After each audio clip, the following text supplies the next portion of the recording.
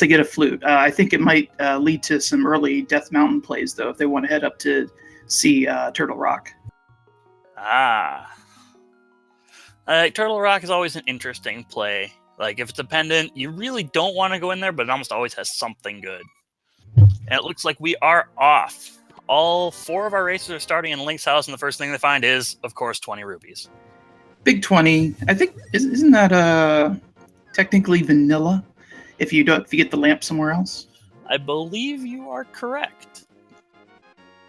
And, 3 of them are picking up the sign. Looks like Jaxus may do the bush strats to kill a guard or skip the tree pull altogether. Looks like he's skipping it altogether. Gonna go say hi to his uncle. Well, skipping appears to have saved some time because it was just a bunch of hearts.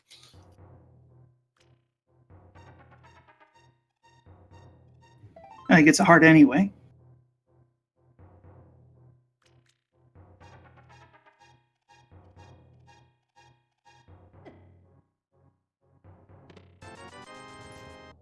So right now, just some rupees and hearts. Looks like a couple of them are dipping out and going into Sanctuary, maybe? Yep, that is most likely. I'm guessing they're probably going to go north and check Kakariko.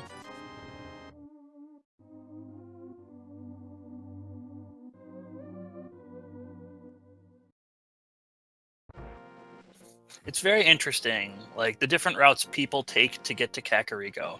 I'm a fan of going south because there's a 50-50 chance you get bombs underneath where you get where the dig spot is. If you can find a bomb there, you can check the race game while you're there, and you can use those bombs to refill. Does it save you time if you don't find a bomb, though? Depends on how long you have to spend farming. Fair enough. Looks like Bush Crab didn't deliver anything useful today. It's always fun when he drops 8 bombs. I believe that was a bottle I saw on the Lumberjack Cave? Yeah, it looks like a bottle, maybe green goo. Hard to tell, but from just the bottom, but it looked like maybe some green goo. So far they haven't found a single piece of progression, which is always scary when you go into Kakariko and you have found literally nothing. Of course, then you find 5 things in Blind's hut, and that's always fun.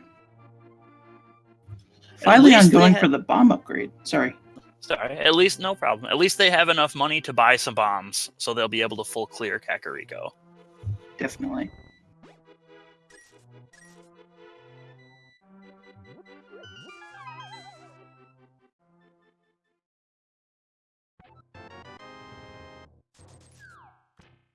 Jaxus will be the first one to get into Kakariko.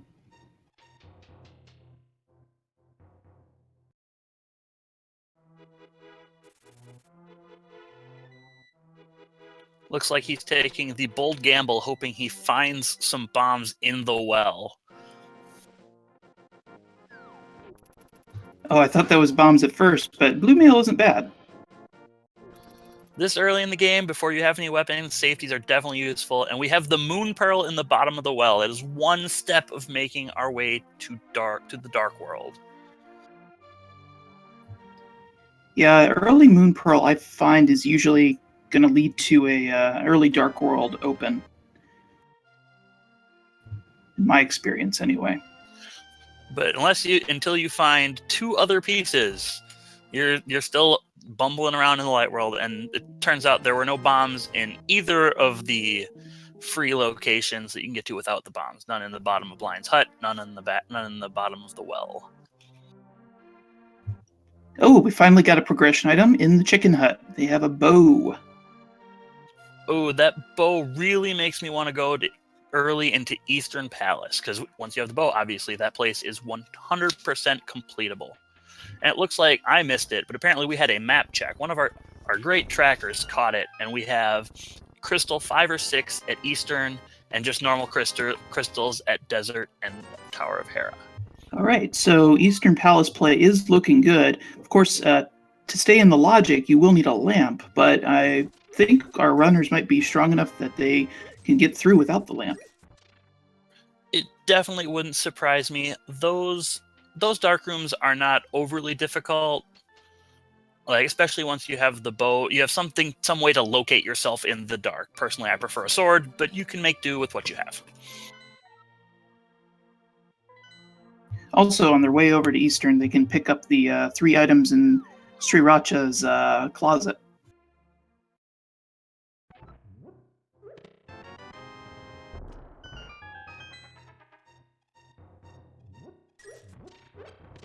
So what do you think of the 4 sprites we have used here?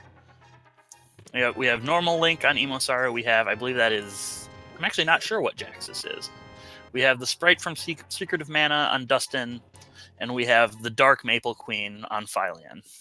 I think Jaxus might be Santa Link? Holiday appropriate?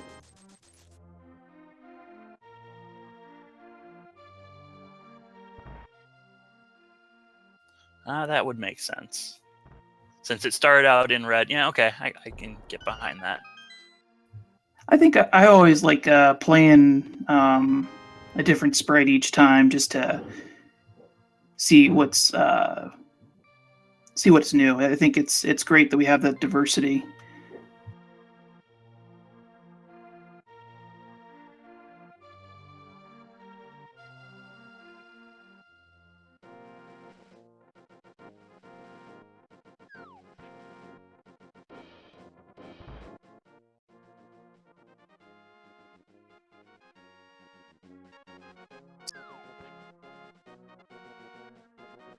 Looks like we just have 20 rupees on the library, and it looks like Dustin is going for a blind check of the race game.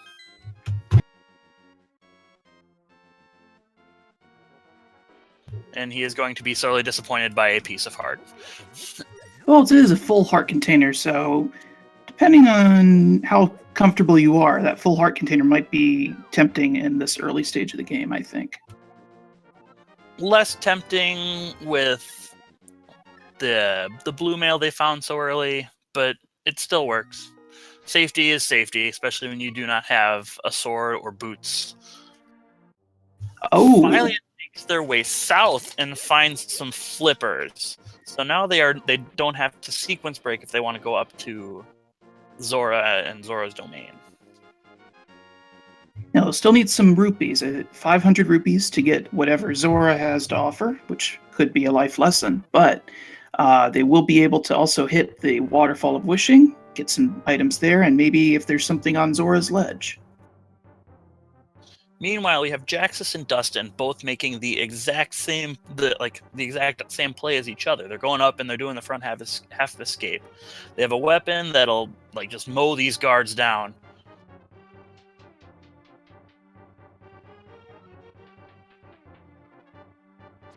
Plenty of items to be found in all of these locations, but I'm pretty sure at some point in time, all of our runners will get them. Looks like the mini Moldorm Cave is coming up over on Fylion stream. Those are some very solid bomb strats.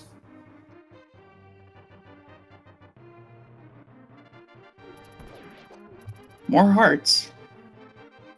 And we got a bottle finally, so if we make our way back over, if Fylion makes way back over to Kakariko, can check with the sick kid and see what he has to offer. I wouldn't be surprised to see Fylion put that off until they have Dark World access when they're going into the Village of Outcasts in Thieves Town area. Definitely makes sense. But overall, it seems like a very healthy seed. Lots of safety items. We have a red potion now.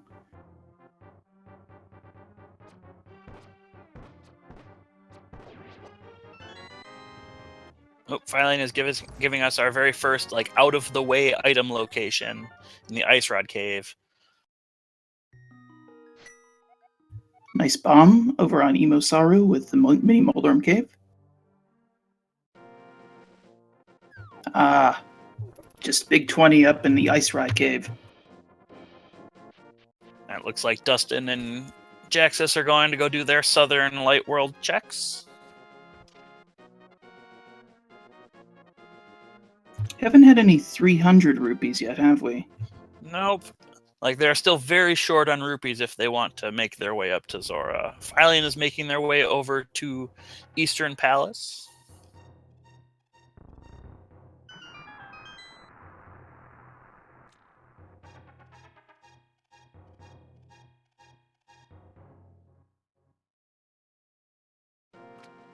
So what do you think? Is he going to talk to Sahasrara and figure out where we have a green pendant hiding? I think he's going to skip. I don't think there's too much to be gained from that at this point, because you know it's going to be a Dark World dungeon. You can just do a map check when you get there.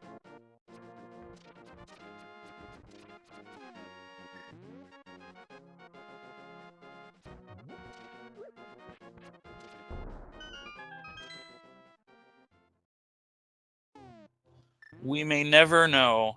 I didn't catch what was in that third chest, but we'll find out what it was next time we see a map or see a menu from him. Or next person to go over to Eastern Palace, we might be able to see it from there.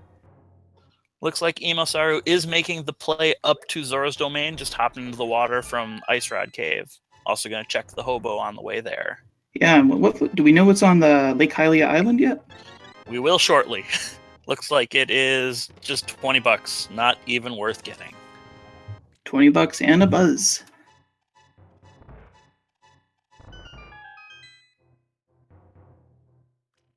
I have somebody in chat asking what is open mode. So with the randomizer, there are many different modes you can choose from. Standard mode means you have to do the escape sequence at the beginning, so you know you start out with a sword.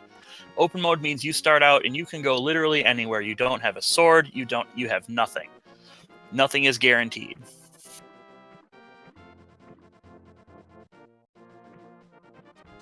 There are also some of the crazier modes, like the Key Sanity one, that was just showcased here.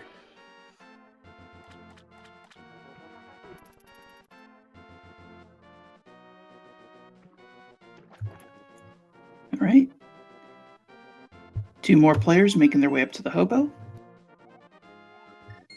But just a piece of heart. And Emo is going to go into the Waterfall of Wishing, still looking for something to open up Dark World access. Be a hammer and a glove, or Titan's mitts, which would be 2 gloves. Or a cape and a sword, and then you can go defeat Aghanim. And the runners are probably not looking forward to that option, but it may be their best. All right, it looks like there was just a heart container up on Zora's ledge. Still not enough rupees to actually talk with Zora King himself. So far, the only item that I have seen out of Eastern Palace is yet another red potion. And the flute. Oh, we have some movement now. So now if they get the mitts, then they can go do the Mire play. And Dustin did talk to Sahasrara and give us the information that Skull Woods is the green pendant.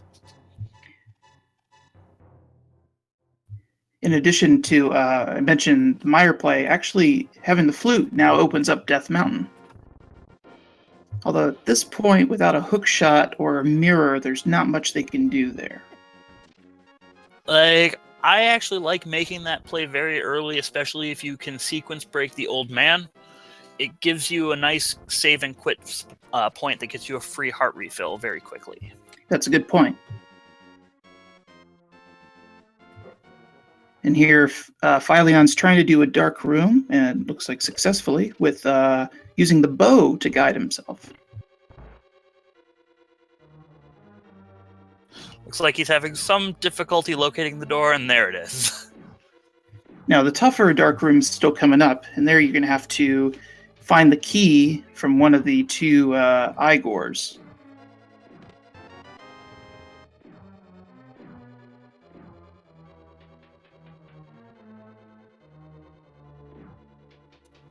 Looks like everybody is working their way into Eastern Palace. It wouldn't surprise me to see Jaxus heading that way. Oh, he is going to go collect that heart container.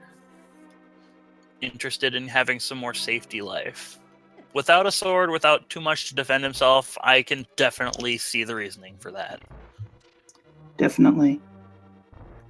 Now, they're going to have to keep an eye on their arrow count, those of them going into Eastern Palace, because that is their only weapon at the moment. Yep, and fylion is working their way into the dark room. There is a strat, like he has just found the Igor, so you just have to pop forward a little bit, shoot it, and then the key will drop right there. Very nice.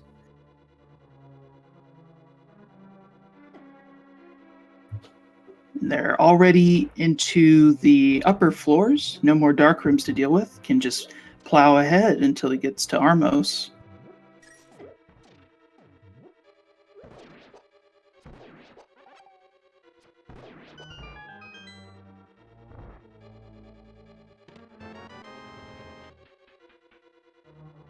So this early in the race, it's really hard to give a lead to anybody, but based on what we've seen now, I have to give just a slight edge to fylion. I'd agree. Pretty much the only progression items we've seen so far are the ones we have on the tracker. And they're all going through Eastern Palace. So, yeah, right now fylion is the farthest along on that route. Having a little bit of trouble with these Armos Knights.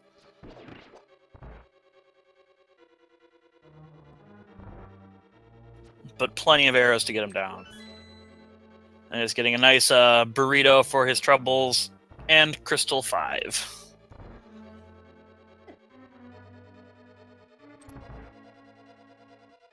Like, the nice thing about this is, like, they have gone through here. Nothing they found in here is actually important that they sequence broke to. So they're still on logic for everything they find. Wait, wasn't the flute in the big chest, though? The flute was in the big chest, but the big key was earlier on in the dungeon. Okay.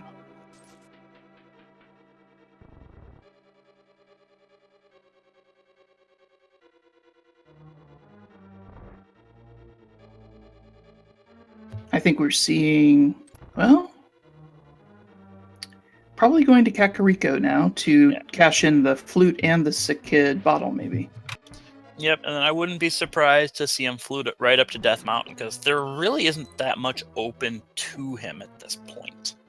Like, there's the one chest that you can check on logic, Death Mountain, and then there's Aegina's Cave. And I guess he hasn't done Escape yet. That is the thing that a couple of our runners have done that they have an advantage over, is they've already done the escape sequence. So even though they didn't find any major items down there, they still have the knowledge that there aren't any major items down there. Yep, and knowledge is very powerful. Definitely.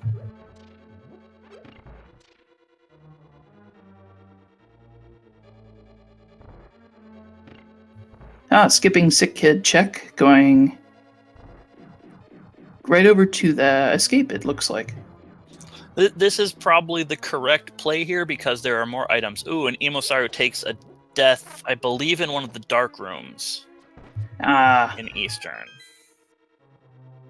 Looks like Emo's going to bow out of the Eastern Palace and maybe go do some other things with the flute, or... Emo's already done escape, though, if I remember right.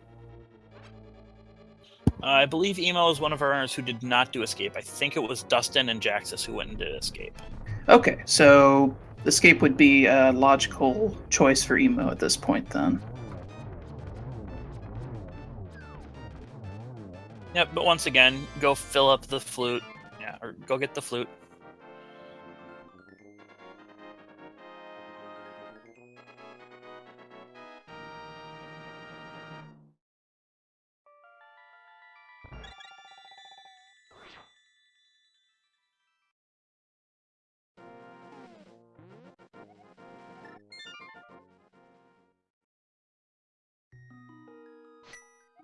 So where do you think the next progression item is going to be? You think we're going to have it at the sick kid?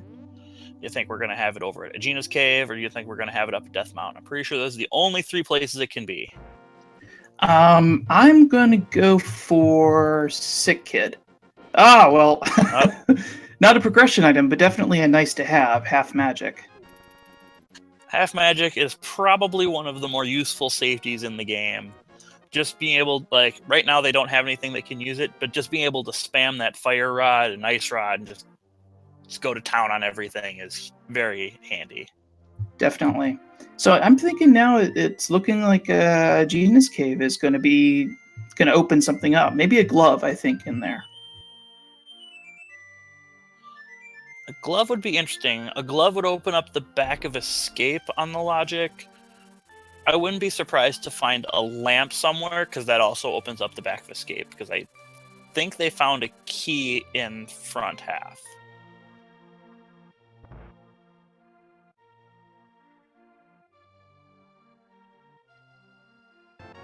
We're about to get a check into a Genus Cave. Oh, we do have a Death Mountain check. There could be something underneath Spectacle Rock.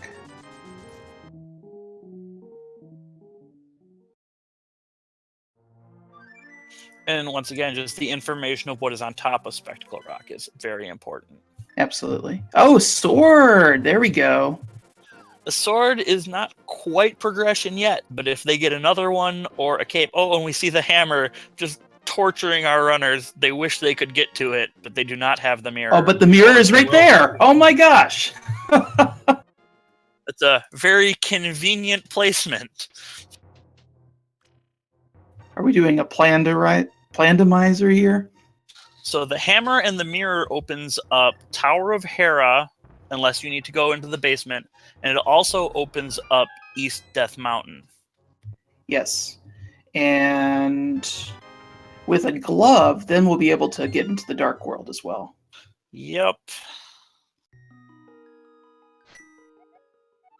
Looks like Jaxus is also working their way up that way, because like I said, there's not much else they can go do. It's like the seed is leading them into a nice pattern here. You have to go into Eastern to get this, then go up to Death Mountain.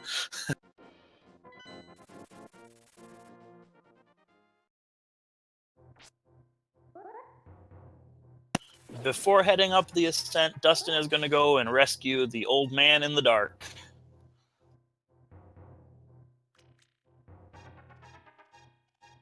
I think he's going to give a piece of, not a piece of his mind, but a piece of his heart as a reward. See, I think he's going to give a nice little tip to our runners here. Single green rupee, maybe. Yep, 1 rupee. That's all they really need, right?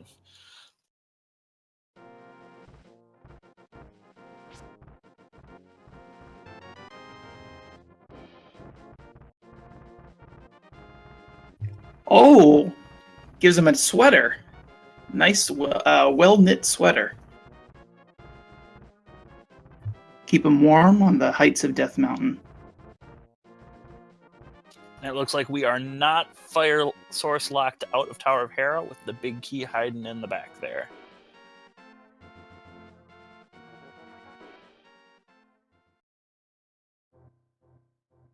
Nice thing about that hammer is it deals about the same amount of damage as a tempered sword, just it has the smaller hitbox, but you can use it to take out Moldorm pretty quickly.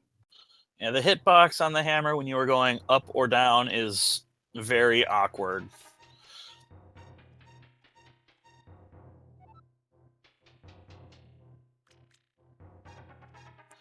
The curious thing that we have to worry about here, we have the, I'm not sure if that was the fire or the ice rod. We'll take a look when the menu comes up next, but yes, it's highly, there's a possibility that Turtle Rock will be required here, a good possibility.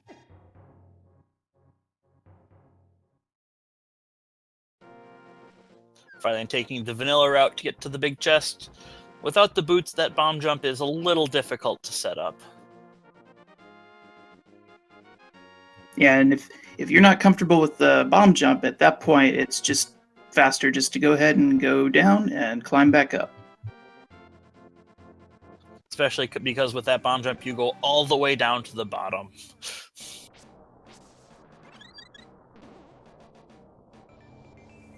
All right, we're taking on Trolldorm down at Fylion stream. And it looks like that was a fire rod in that chest. Well, it does open up Skull Woods. It'd be funny if we had something on the green pendant.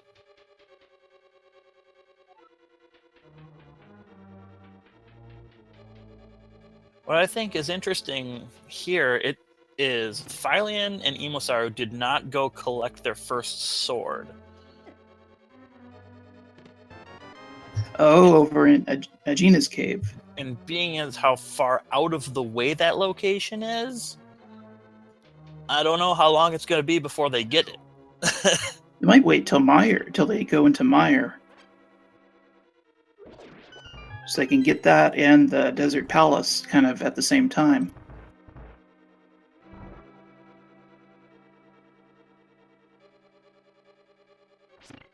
Well, we have Fylion here with the early crystal lead, 2 crystals to 1 on dustsen and none on EmoSaru and Jaxus. Oh, I missed. Did Jaxus bow out of Eastern Palace as well? Jaxus did bow out. I'm not sure if they made it to the vanilla big key or not either.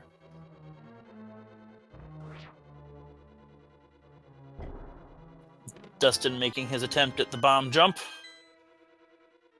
Nails it. Very Makes good. it look real easy. How precise is the pixel placement on that one? When you do not have the boots, you have, I believe it's a 3 pixel window to place the bomb. When you have the boots, you can bonk off of the wall on the other side and it gives you a 5 pixel window, which is a very large difference. Doesn't sound like much, but 2 pixels is a lot.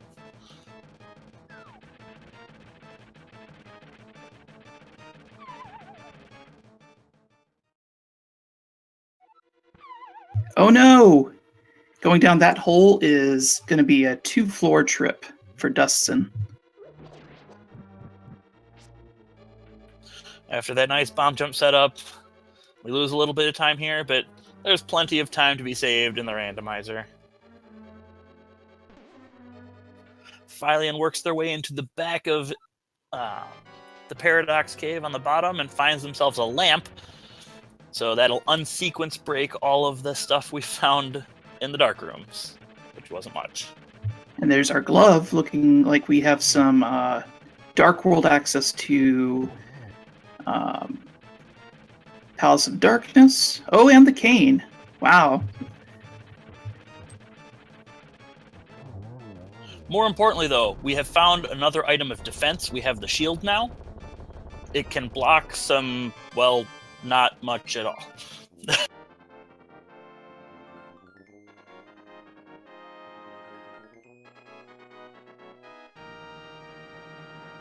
So what play is Fylion going to make now? He's going to go right into the cave formerly known as Hype Cave. The Hypo Cave. I like this from here. I wouldn't be surprised if they route up into Pod because they can complete it. We have a quick map checks. We have pendants at Pod and Ice Palace, and Crystal 6 is at Misery Mire. So even with the crystal, you think Phylion's going to go into Pod? With it being a pendant, I mean, there's still 5 items there. It wouldn't surprise me. I think I'd make that play as well.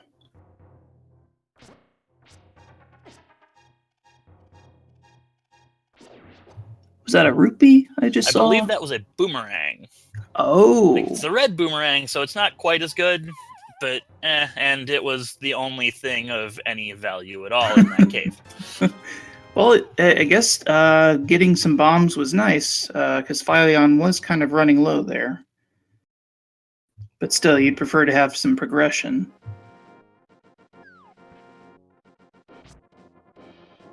And Stone Free Games asking if Fylion had Ice Rod. No, that was the Fire Rod. On the restream, like, both of the rods look very similar, so I wasn't sure if it was fire or ice.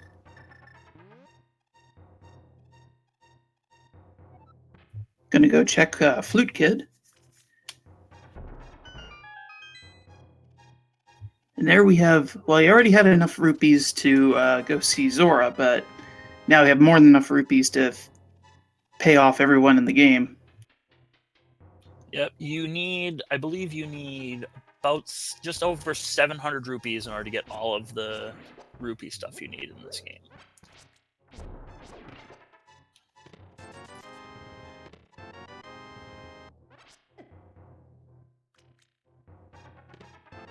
Dustin working their way through Paradox Cave and getting their gloves, and their shield, and their red cane.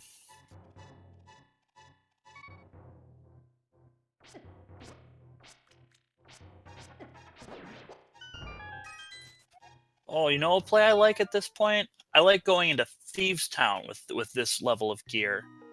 Although like, fylion doesn't have a sword, which makes it a little bit harder to kill blind, but I think that's probably the best play that our runners have available to them right now. It's a crystal dungeon. They can fully complete it.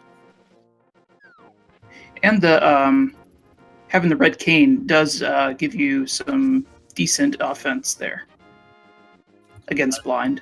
Yep, they have the red cane, and to kill everything else in the dungeon, they can just hammer it to death. Exactly. And there's no worry about doing a spin in the Hellway. Looks like fylion makes just... I'm not sure how many digs that was. It was an awful lot of digs for Red Rupee. But Phylion's going back to the light world. And apparently I was off by 120 for the amount of rupees that you need to complete everything in the game. I'm sorry, guys. My rough napkin math wasn't quite that good. What is it, 30 for the chest game? Yeah, 30 for the chess game, 80 for the dig game, 500 for Zora, 100 for the bottle vendor, and 110 for Kiki. I forgot about the bottle vendor. And 10 for the dwarves. Oh, yeah. So, yeah, it's 110 for Kiki. So, yep, I guess we were off by another 10 even. I'm getting 830.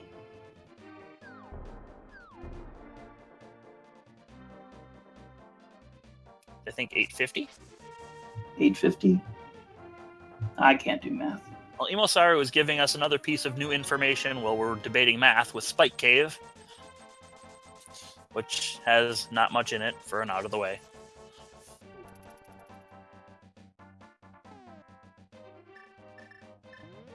And Jaxus is doing the pod play.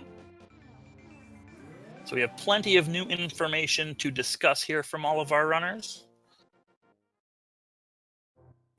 Not Nothing much in the chess game. Yep, sorry. It's okay.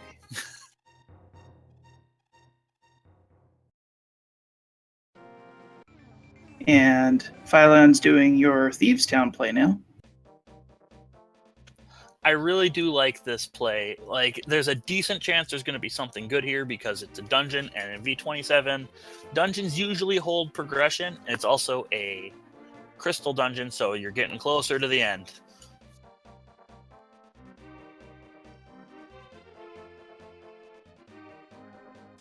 And there's our first medallion, Ether.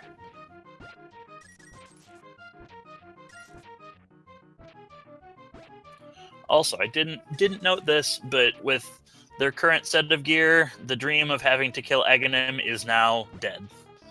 With the hammer and the gloves, they can hammer gloves and flippers. They can access everything.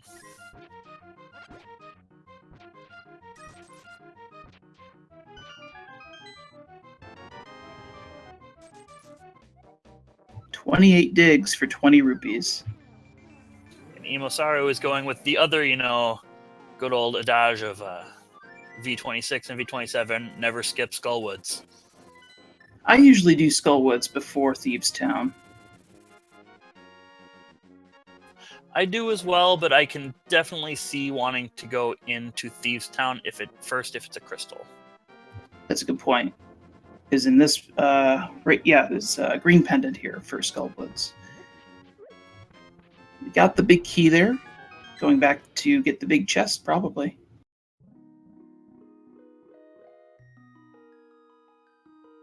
Plus, I do not believe they've done this part of Skullwoods. Emo has a tendency to do the back part first, and then go over to this part.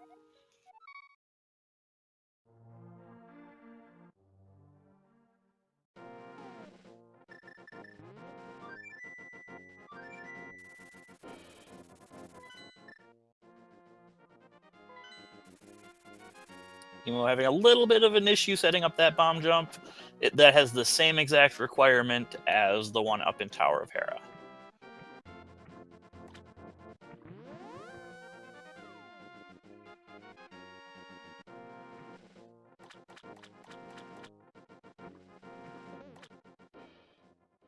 Looks like dustsen is going to go collect from Zora, so we'll finally see what life lesson we have in store today. Oh, and fylion taking a death.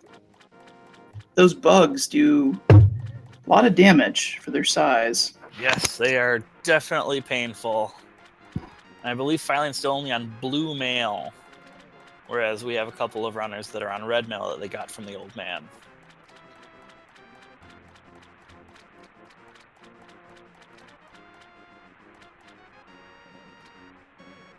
Luckily, I think fylion had already placed the bomb above Blind's room, so they can avoid having to go back upstairs to redo that section. Yep, it's still a minor time loss, but it's not nearly as bad as if they had died before placing that bomb. Oh, some big love from Zora. We have a graveyard check over on EmoSaru's stream. Having to take the long way around because there are no Titansmiths. Powder down in the dark room in Pod.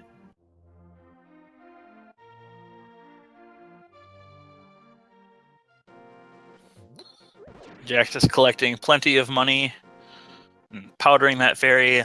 The powder is by far my favorite safety item. It is incredibly useful. Especially in the gauntlet in Ganon's tower. I think EmoSaru is giving us yet another check that I don't think we've seen before. I don't think anybody's done the back half of Escape, which is surprising, although she doesn't have any bombs. You might be able to farm some from the rats here. Sometimes you get lucky and get like an 8 or 4 bomb drop. She's just hoping for one.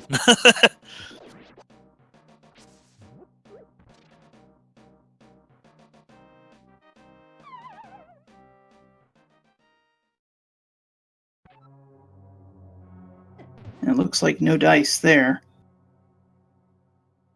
Nope, no dice at all.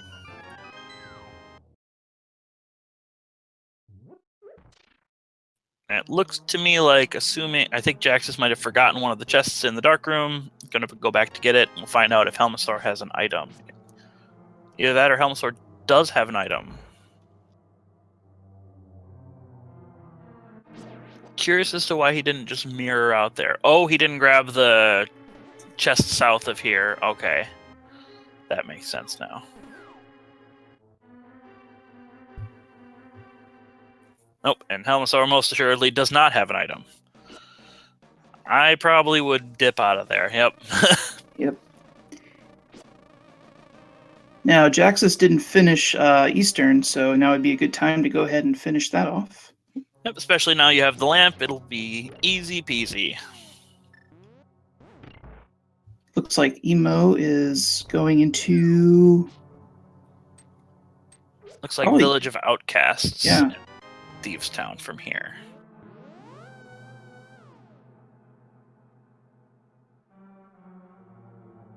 Fylion trying to get to the big chest without the small key that is required to get in there. Probably in this chest. Yep, there it is, right there.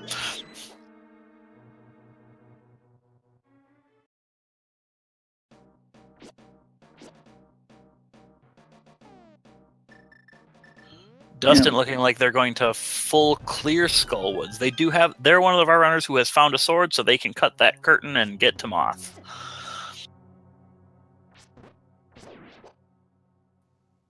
Probably going to end up using hammer strats on Moth, too. With half magic, there should be a decent amount of magic left, and Fire Rod just melts Mothula if you can time it correctly.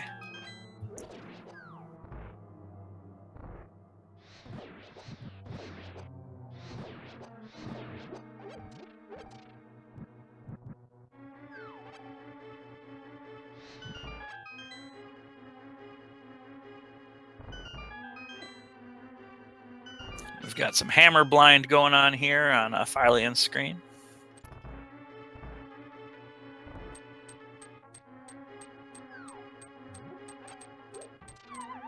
A little known fact is that you can use the Cane of Burna to actually kill blind. Yeah, it looks like they may well do that right now. Yep, and the nice thing about it is you're nice and invulnerable while you're doing it. You don't got to worry about any of these fireballs throwing everywhere. And there is the second sword of the seed off of blind. It's a very nice item to have to kill blind, but, well, there it is. He'll give it to you, too. We have another medallion off of Mothula. We have Quake. That very well might wind up being required. We don't know yet, because we haven't seen the entry requirements for either Turtle Rock or Misery Mire, because we don't have any Titansmids.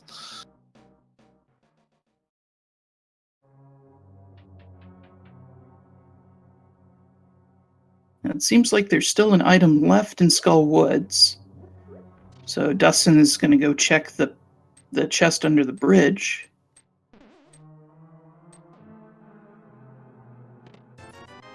And it's just a big 5 rupee. So we are getting very close to being in go mode for 41 minutes in. Looks like we need a hook shot, we need an ice rod, and we need a second lift upgrade. And we don't know what medallions we need. We also might need boots. Yeah, we haven't checked to Desert Palace yet. That might be boots locked. And there's also the 1 in 22 chance that Ganon's tower is boots locked, if the big key is on the torch.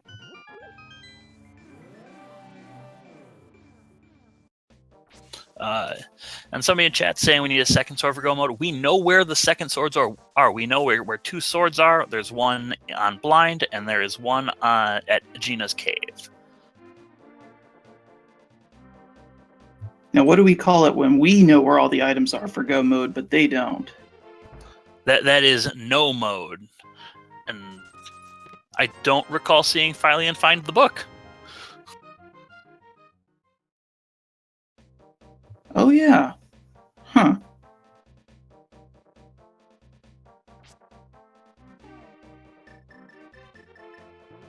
But that is interesting. We get to find out whether or not we need the boots for this part of the game.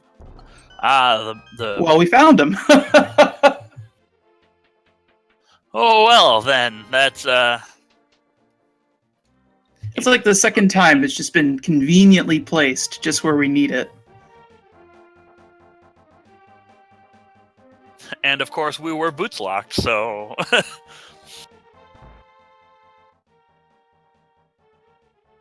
Now, did we see what item came off of blind? No, that was the sword, right? Yep, there was a sword off of blind. Now, where was the book? I missed the book entirely. The book was apparently in the bombable hut in the southern village of Outcasts. Ah, okay. That's what chat is telling me. Thank you, chat.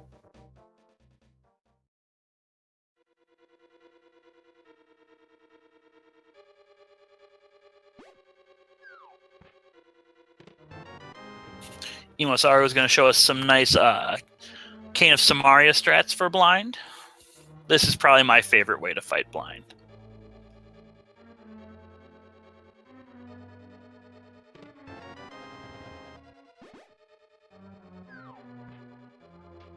The Cane of Samaria has so many interesting uses, and it's also like the most broken item in the game. You use it to do plenty of tricks when you're trying to go out of bounds.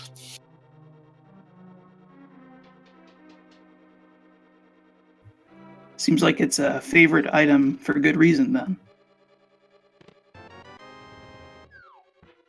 Ooh. No, isn't there the chance... Okay, so it didn't happen to EmoSaru, but isn't there a chance that if you use a cane to kill blind, that you could actually soft lock? I've never heard of that, but it is possible. This game, it has its fair share of bugs.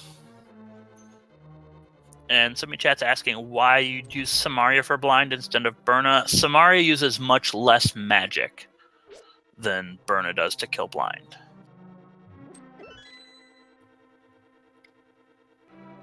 And Fylion about to finish off Desert Palace. And get their 4th crystal. They're just plowing through all of these crystals. and might also be able to stop in at Gina's cave and get this Master Sword.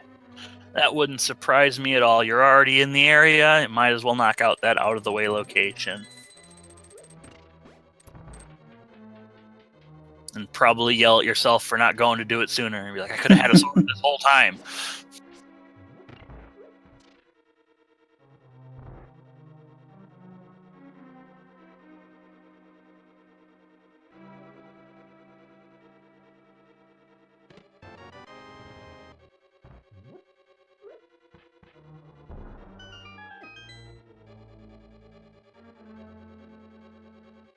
EmoSaru is going to get their 20 digs for 20 rupees. And claiming that prize. You earned it. Whereas, well, Fylion makes their way over to Palace of Darkness. It may be a pendant, but there's still items there that they don't know are not overly useful. I guess the powder is useful. Powder's definitely nice, and I guess it could be required, and if the Mad Batter has something. But they did skip a Gina's cave. I just noticed that. They're still on the level 1 sword. That could come back to haunt them. Especially since you need Master Sword to finish the game.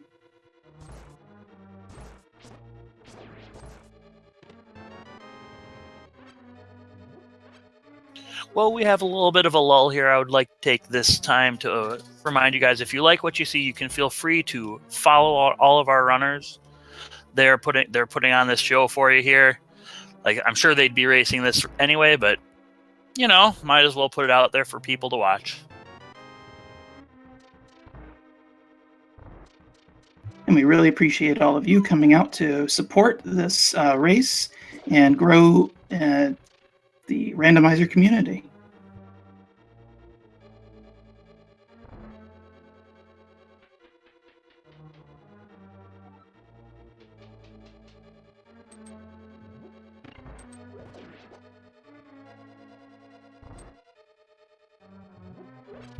Strats looks like hammer strats for dustsen on blind.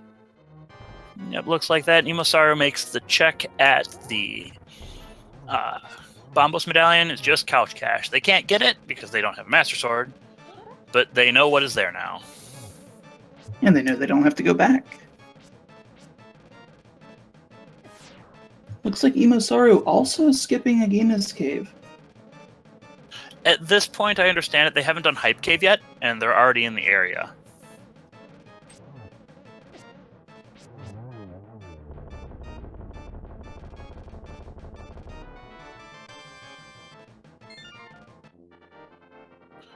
Dustin being our first runner to have the Master Sword, one step closer to go mode.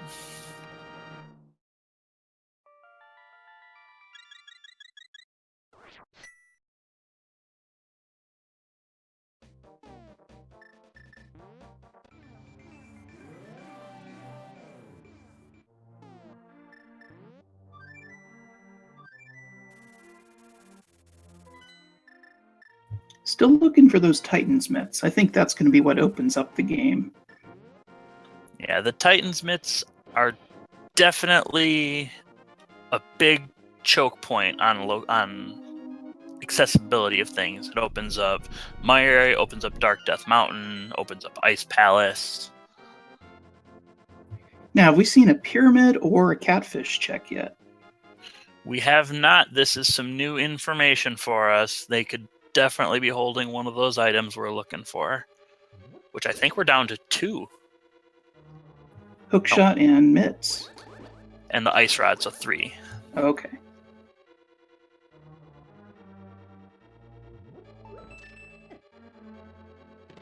But not on the pyramid.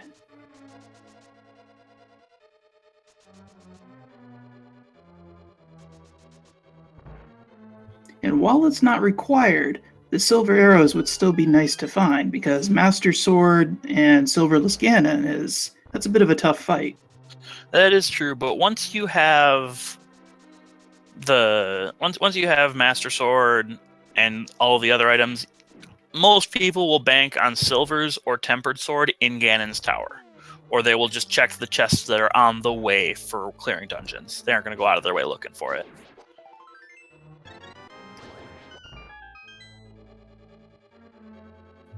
Jaxus picking up the book and Fylion picking up the powder.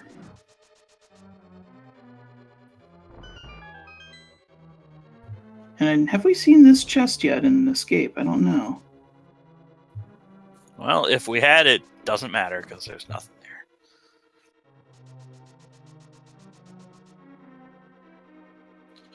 Frosty Shark in chat's asking about the lantern. The lantern is technically required by the logic, but many runners at the higher levels of this game, where I'm pretty sure most of these runners are, like, they can do them in the dark. Some of them are easier to do than others, but the lamp will always be accessible in open mode. Once you go to the higher difficulties, it might require you to do dark rooms, but in regular open mode, yeah, that'll be fine. Now, Jaxus might run out of time before finishing his design.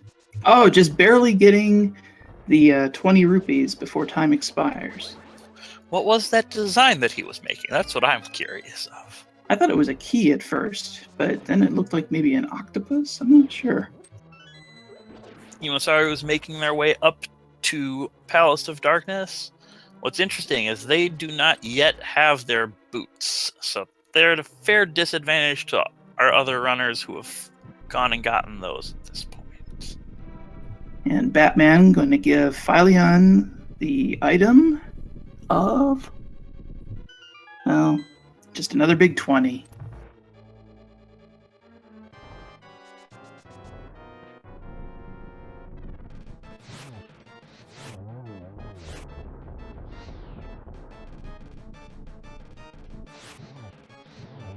Yeah, has anyone actually made it to the back of Escape yet? We know EmoSaru tried to, but didn't have any bombs.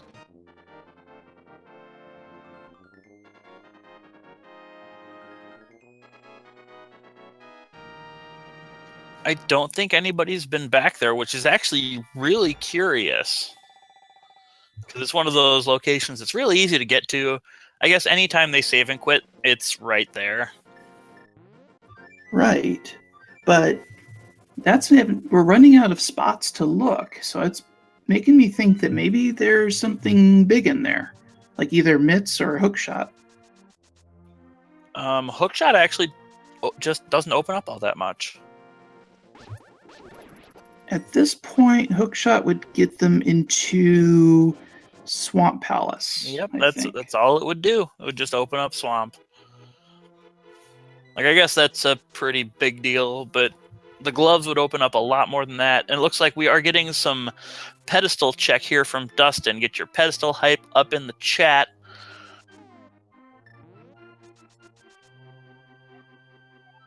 Just couch cash.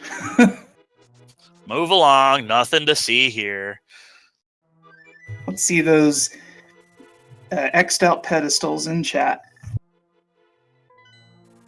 Ped is dead, guys. Ped is dead.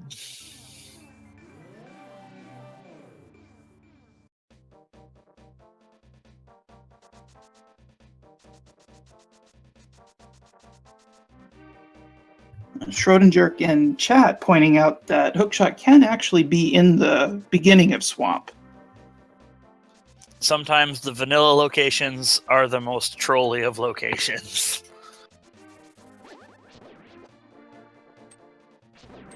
We get to see Bumper Cave.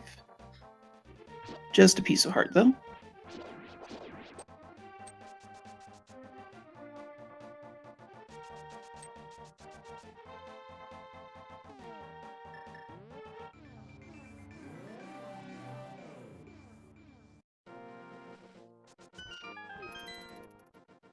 Dustin doing the bonk rock checks. Probably also going to check King's Tomb and the Graveyard Ledge on their way here. I believe there was nothing in King's Tomb. Or nothing on the Graveyard Ledge. We haven't seen King's Tomb yet.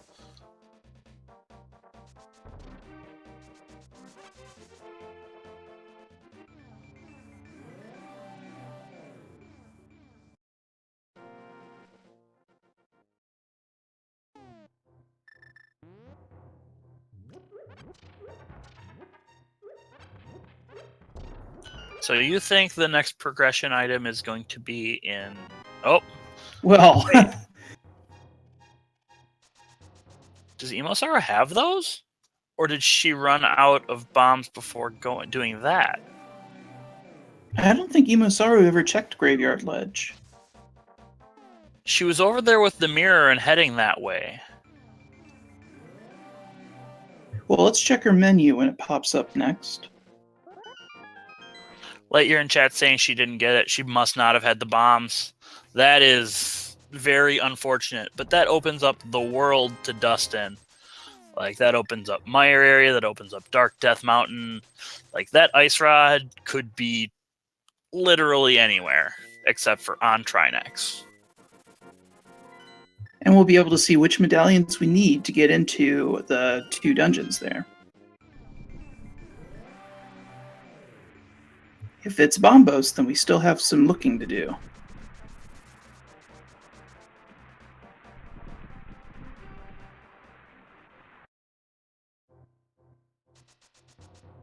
And if it's Quake, then dustsen has a big advantage over the other runners. I don't remember where Quake was. Oh, we have found the Swagnet. Swaganim has been definitely unlocked.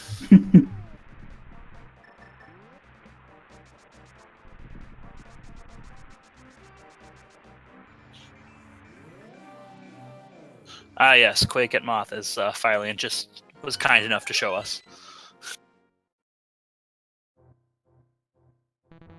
Looks like dustsen going for that red shield. The red shield is definitely an improvement over the blue shield. It at least stops fireballs off of, well, Blind, who is already dead, and assorted other enemies in the game. I think one of the more annoying ones is the fireball shooter with that second landmollas.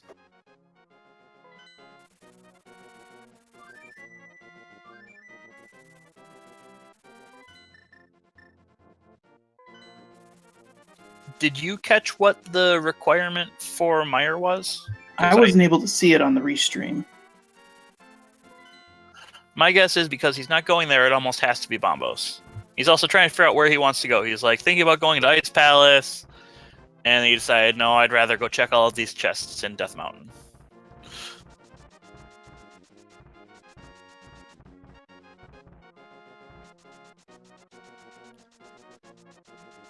We have a catfish check up at over on EmoSaru's stream.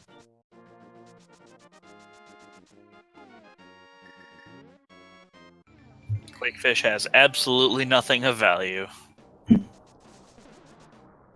And Chad is confirming that Mr. Mire is Bombos to access. Now, dustsen isn't checking either tablet. Has that already been checked? I do not believe so. That is an interesting choice. It is one of those locations that can be kind of easy to forget. Certainly, if you're in the heat of the moment here, you're looking for Bombos. Maybe you don't even think it's on either tablet.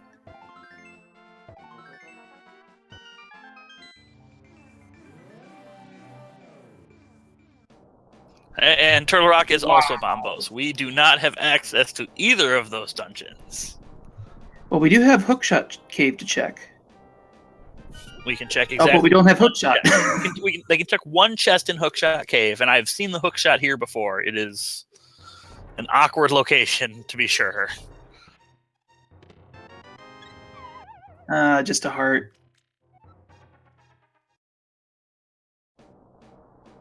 Okay, EmoSaru, now with her bombs, is going to check the back of Escape. Let's see if the Hookshot's back here, then. Nope. Bombs to get in, though. Cyclone, no. For Go mode, we need Bombos, we need Hookshot, and we need Ice Rod. So we are 3 items away.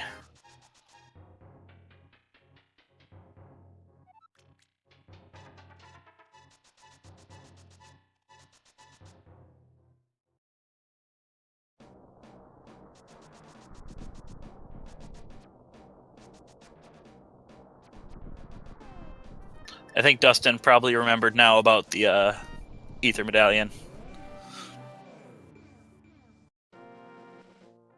And I wouldn't be surprised to see them check Spike Cave while they're here. EmoSaru is giving us something, or no, we have seen the magical bat. It had not much at it.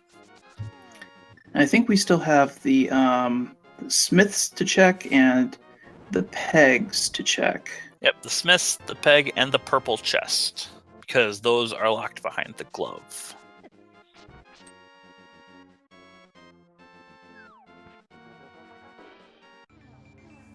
Dustin going to check the Spike Cave. Going to be a bit disappointed there. Yep. Was also disappointed with the ether tablet. Not much falling out of the sky today. Both the tablets were not much at all. Not much worth.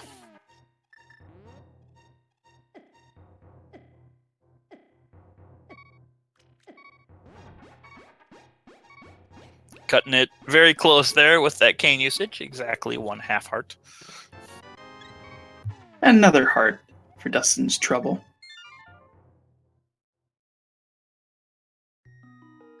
I find it very interesting how far behind fylion seems to be just on heart containers alone. Compared to Dustin. I guess everybody compared to Dustin. He has a lot of hearts. So I'm thinking maybe the gloves have opened up a lot of heart containers. Or not the gloves, the mitts, rather.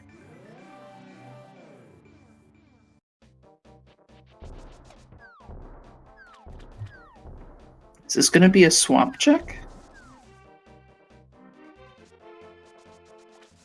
It appears that way. This is definitely an interesting play. If the hookshot is not here, this is very bold. I think I would probably... Oh, I don't know. Yeah, personally, I would head over to Ice Palace first. Yeah. Complete it. With the cane and the hammer, you can do Ice Palace, even without the hookshot. You can complete it, but depending on how the keys line up, you do need the hookshot to access some of the chests, unless you know how to do the bomb jump in that the secondary bomb jump. Right.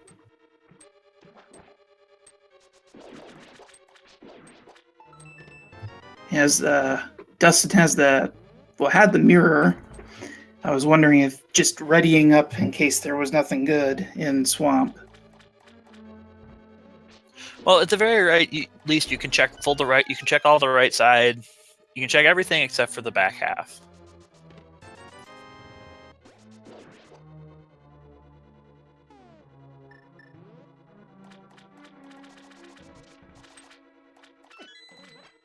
And as per usual, we have the chat giving us, the trolliest item chains they can think of. Mushroom and swamp, which gives you the shovel, and the shovel gives you the hookshot.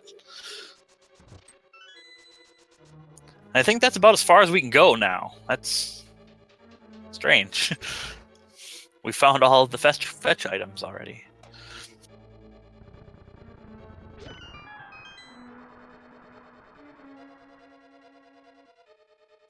fylion is making their way towards their Titan's mitts. Now, has Dustin cashed in the green pendant yet?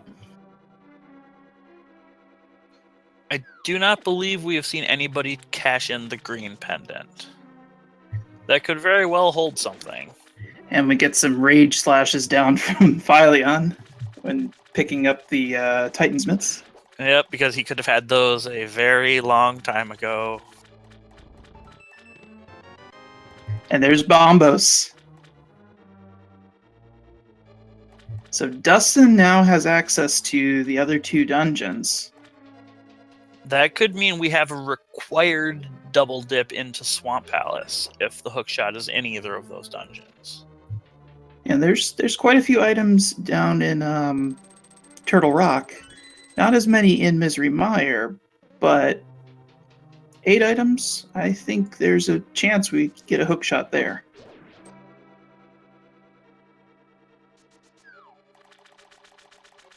Not to mention opening up the Pyramid Ferry if we complete Misery Mire.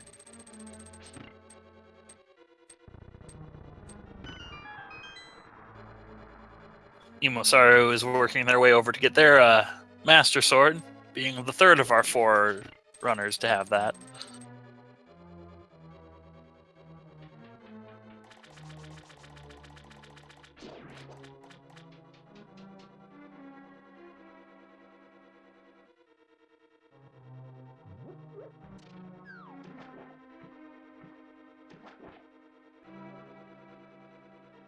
Forbidden War's asking where the half magic was. The half magic is at the sick kid. Which I'm actually kind of surprised Jaxus hasn't checked that yet. Have they not activated their flute? Might be doing that now. No, maybe not. No, it looks like they are also going to go check the pedestal before heading into the Dark World. Or they might just head into the Dark World. There are definitely options going that way.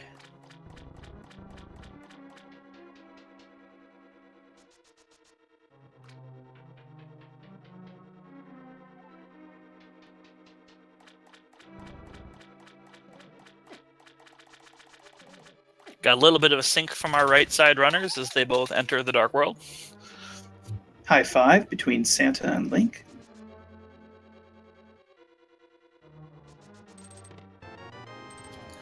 And it turns out left side swamp is absolutely nothing. And somebody in the chat's asking if you have to sequence break Misery Mire to get in if you do not have the hook shot. The logic actually assumes that you know that you can bonk over the ledge to get into Misery Mire. Yeah, because it's a developer-intended trick, you have to use it to get into a room in Ganon's tower. The logic does not assume it to be a glitch. The interesting piece of information with that is that room in Ganon's tower is the only place the game even thinks that you can do that. It's the only one that you can't get to through any other means.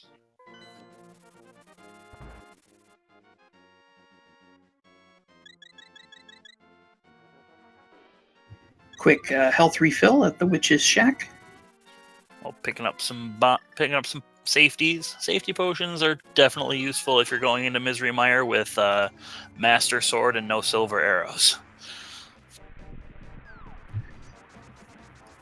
At least dustsen has plenty of hearts and some red mail. And we are not going to get bird burn.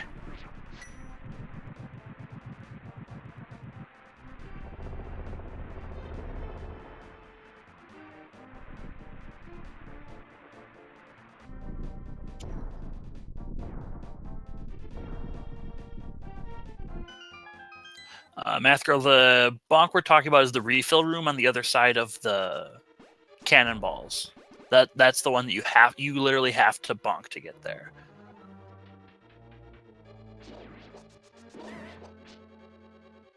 I guess you could hover over. I guess you could hover. I don't know about you, but I am not nearly good enough to hover. Theoretically, one could hover.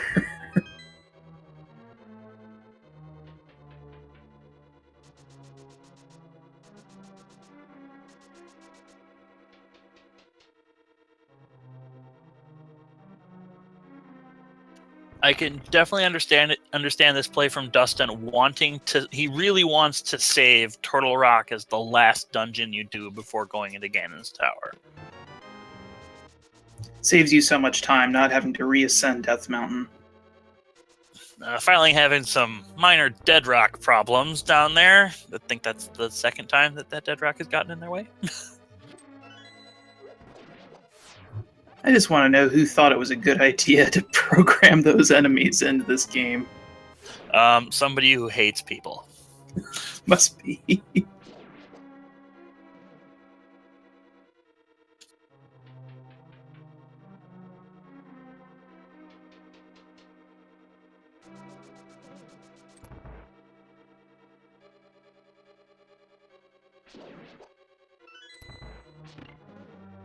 So, from the looks of things, it looks like all of our runners have almost all of the same items, but the difference between having bombos and access to these dungeons and not having bombos is huge. So I think Dustin has a huge advantage in this race. Absolutely. I think being willing to take that dive into Swamp Palace is going to be what separates the groups of runners in this race overall. Yep, taking the dive into Swamp before going into Pendant Ice Palace is interesting, and I think EmoSaru is the first person who's showing us the hammer pegs and the smiths. See, I think this would be a more traditional, or at least safer bet with your time to try and get these overworld areas out of the way first. And finds a tempered sword for her troubles. So that paid off. That will make clearing these dungeons a lot faster.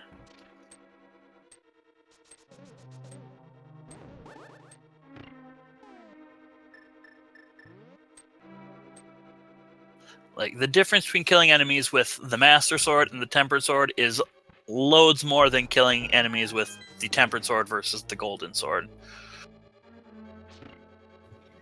Or it's like having a hammer with better reach.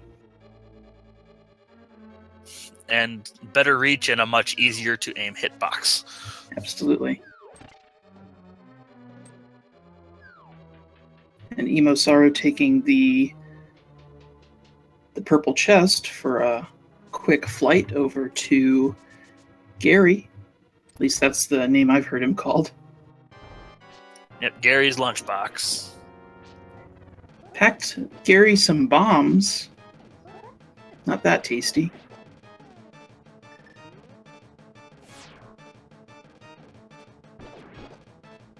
Now, Dustin, if I remember right, will have a red potion or two to refill. And definitely a useful thing to have going through Master Sword, Silverless, Vitreous. Honestly, I think this fight might be harder than, like, on the same level as Master Sword Ganon.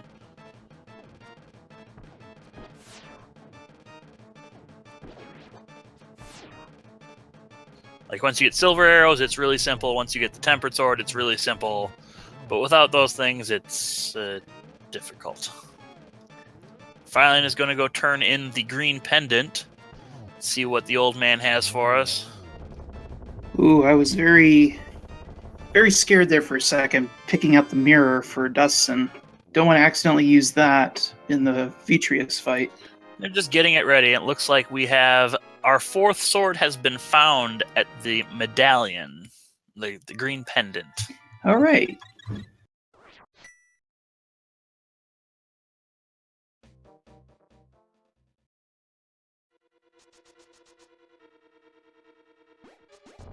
Looks like Dustin's going back in to check the stuff on the right-hand side, because there must still be an item sitting here in Misery Mire. Don't want to leave something like that behind. Especially if it's hookshot. Especially if it's hookshot or Ice rod, yeah. Ice rod. Or honestly, even the silver arrows are worth getting.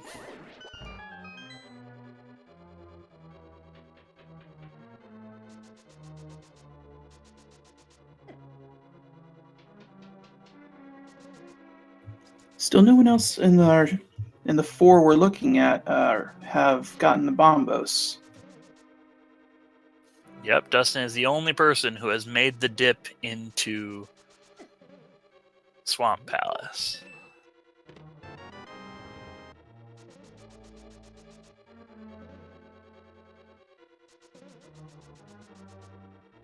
And it wouldn't surprise me if Dustin never goes and gets either one of those swords if he finds his way into go mode without checking those. Oh, there's the other item, I think. I'm not sure if he's found any items out of here. I think both of them might be over here. Oh.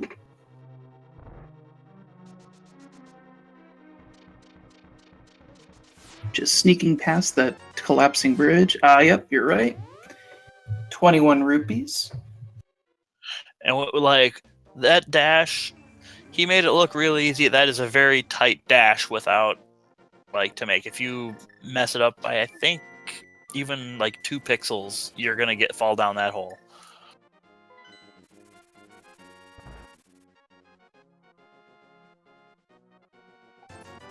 EmoSaru is making the play into Pendant Ice Palace, a place that nobody really wants to go.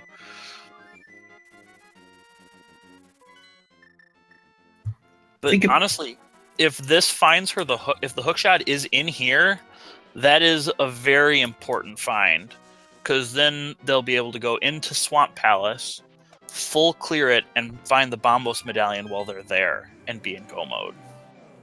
Oh no, they still need the ice. Ice Rod, yeah. It'd be nice to see the Ice Rod in Ice Palace, though.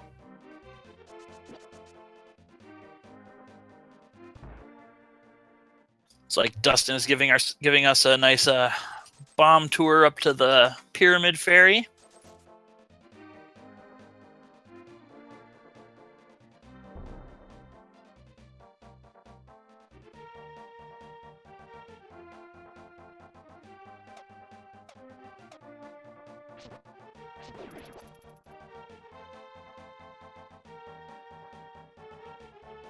Slick bomb strat from EmoSaru in the double Stalfos room. As Jax is save and quit, I just realized he hasn't returned the old man to his home yet, because he does not have the ability to start at the mountain.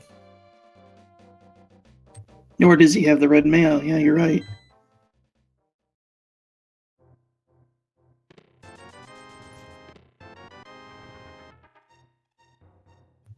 Pyramid Fairy just has the magical cape, which, although a useful safety, not necessary to beat this game. Not this time around, at least.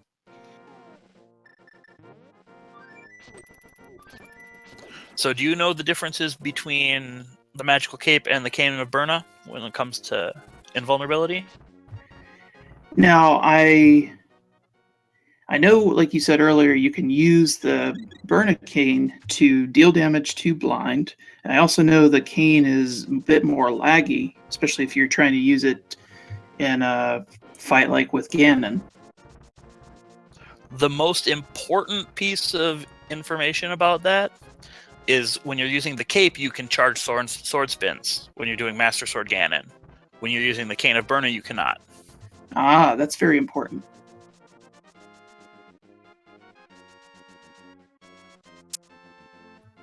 And that's why you want to use... You said the cape you can do that with, yes, right? Yes, the cape you can charge. That's why you want to use that with Ganon, especially if you have Master Sword. Yep. And it looks like fylion did the swamp play, and it now has the Bombos Medallion. Is going to go check the left side of Swamp in the hopes of finding the hookshot there, and is going to be sorely disappointed.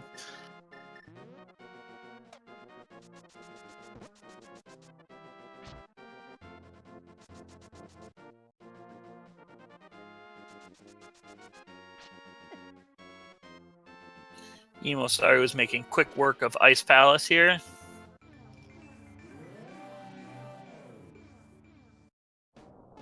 I believe that is 2 items out of Ice Palace.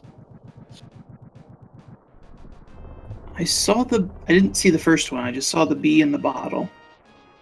I believe I saw some rupees earlier on.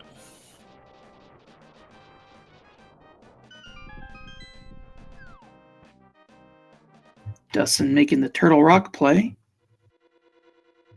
He does not want to dip into the pendant dungeons if he can avoid it. I believe they haven't set foot in Pod yet either.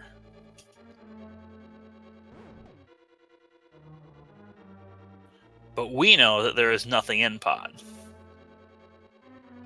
And at the moment, nothing required in Ice Palace, but still got at least one more item to check.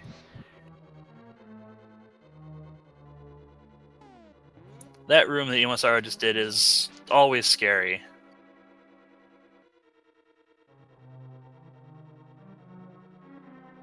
Without the hook shot, Dustin has to take the long way around in the Fort Torch room. Yep, the Fort Torture room.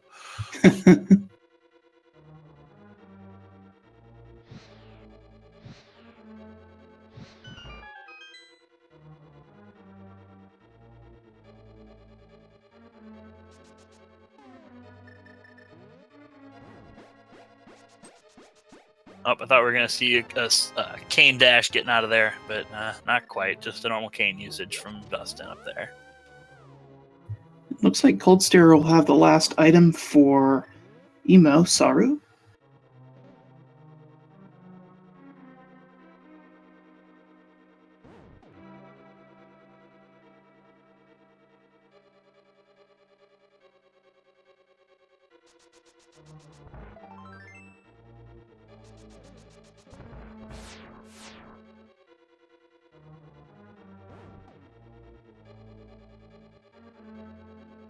And EmoSaru making quick work of Cold Stare there.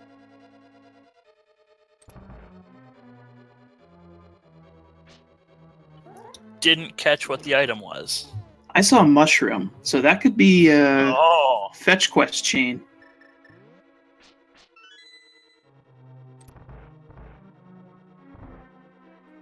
So we don't get to know yet. Of course we don't get to know yet. Why would the game tell us something?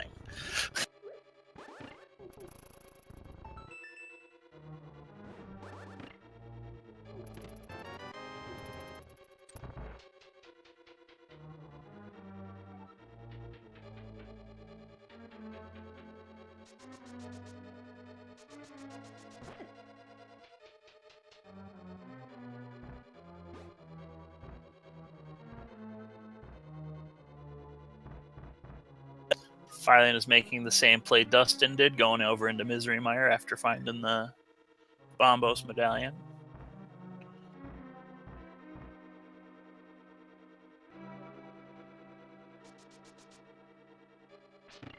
Can't quite tell what Witch had for EmoSaru, but looks like she passed it up. Looks like just an arrow upgrade. A bunch of nothing from Ice Palace. So it has to be in Turtle Rock now, does it not? Or Mimic Cave, which is part of Turtle Rock. Yeah, we are running out of places where Ice Rod and Hookshot could be. Like, the Ice Rod can be anywhere. Something really trolly. Hookshot at the end of Laser Bridge, then you have to go back and Ice Rod on Argus. That is very likely at this point.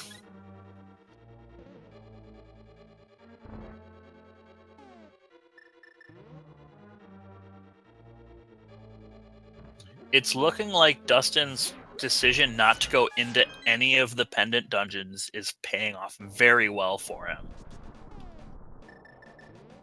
Oh wow, Dustin didn't even go into... Well, Dustin did do Skullwoods, but not into Ice Palace or Pod. He did do Skullwoods, and I'm pretty sure the reason he went into Skullwoods is a very quick clear. Whereas Ice Palace and Pod are the opposite. Yes, they're very long.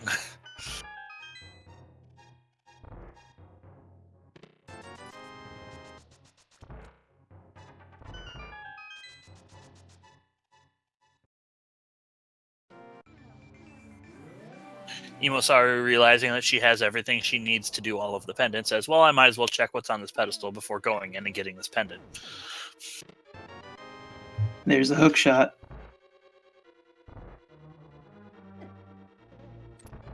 So this is so far a required double dip swamp. It could be a required double dip Turtle Rock unless the Ice Rod is on Laser Bridge. Or Crystal Roller, I think. Yep. I think this needs to be a key, if I'm not mistaken. Yep. Oh yeah, he needs a key. You're right.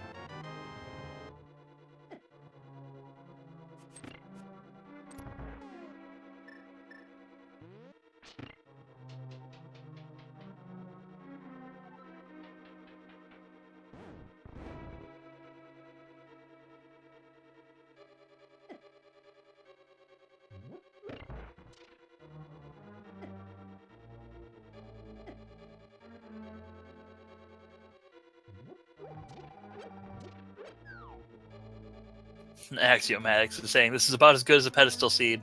It's close. Pedestal seeds require much more than this seed did, as has been shown by Dustin, because he has entirely skipped 2 pendant dungeons.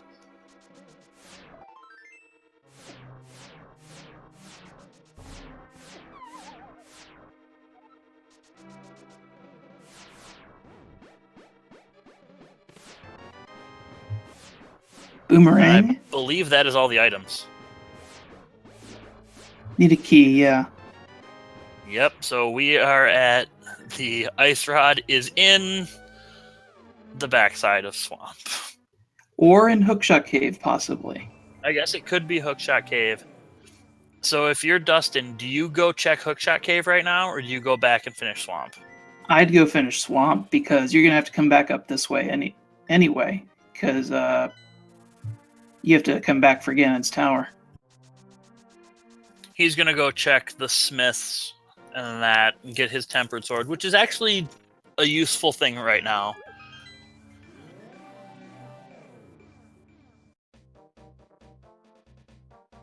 Fylion is going to fire approximately 50 arrows. Oh, maybe not. Switch into the sword. Those red potions coming in handy.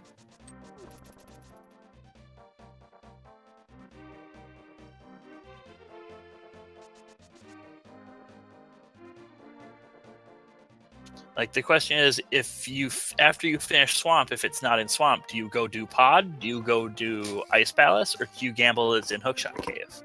I don't think you gamble on the Hookshot Cave. Oh yeah, certainly. I was thinking the information we know, but Dustin probably would do ice or pod now. With what we know, like, he's going to go back, he's going to finish swamp, because it's on the way, it's a thing he needs to do.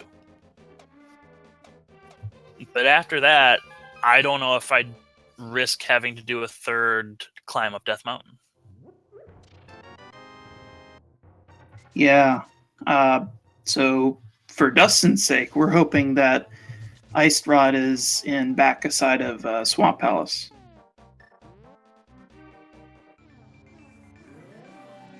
But if it is in Hookshot Cave, that could catch some of our other runners up. I agree. I think that would be a big equalizer.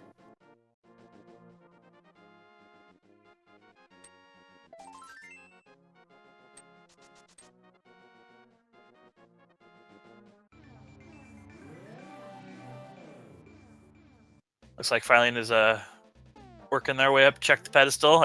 Everybody's doing it. Everybody wants to know.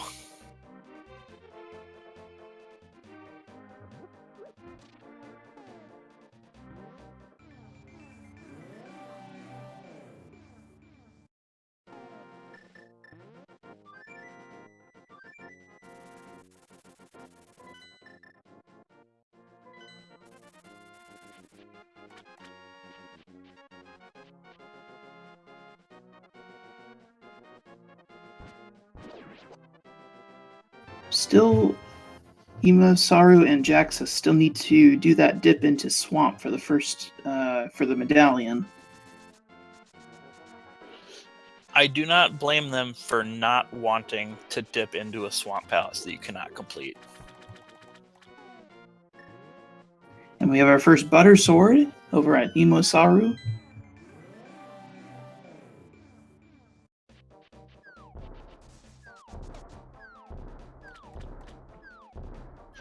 Wombat Joe's asking where Hookshot was. Hookshot was in the big chest in Turtle Rock.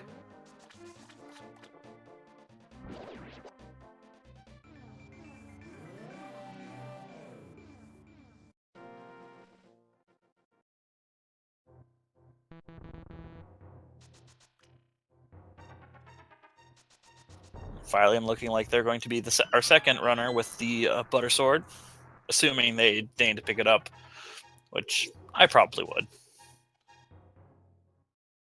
Yeah, I think it's worth the 2 seconds to go pick it up.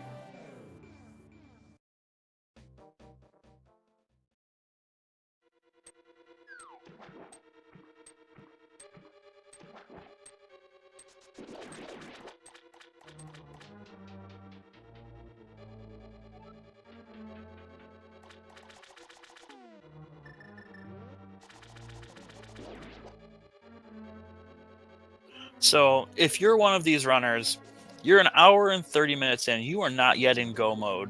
Do you feel ahead or do you feel behind, knowing what you know, what you've done? For dustsen, I think I'd feel behind.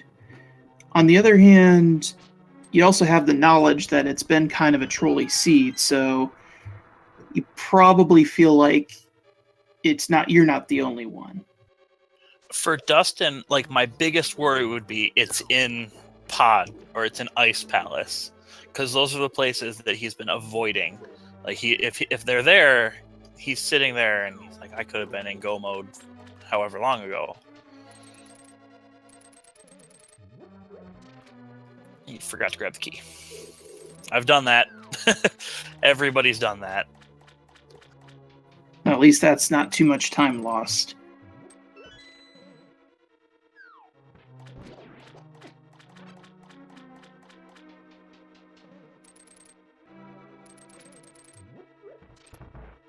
It'd be worse if you had thrown both of those skulls away.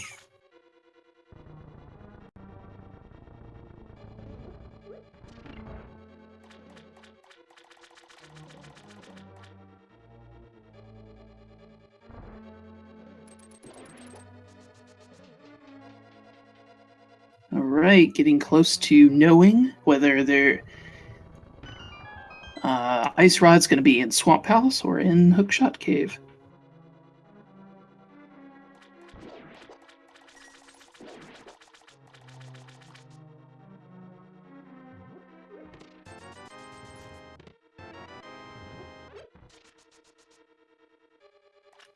We have the riot shield. If you want to be protected from everything, you can just put that up, and well, you can't see anything because it's taller than your face. But it'll also protect you pretty well. Oh wow! Only one chance left, I think, for this to be this ice rod to still be in swamp.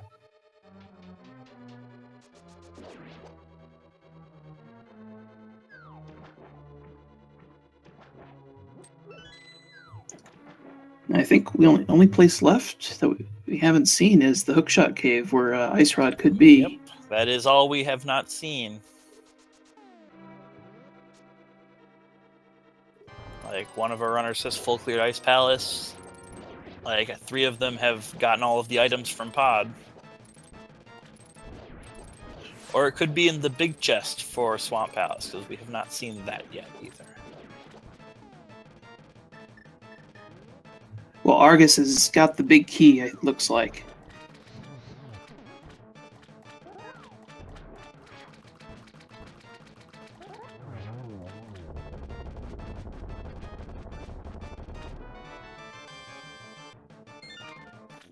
Willard, how's everything going? Everything is going fine. We have no issues with this seed at all, except for we can't find the gosh darn ice rod. What else is new? Mandatory double dip into both Swamp and Turtle Rock.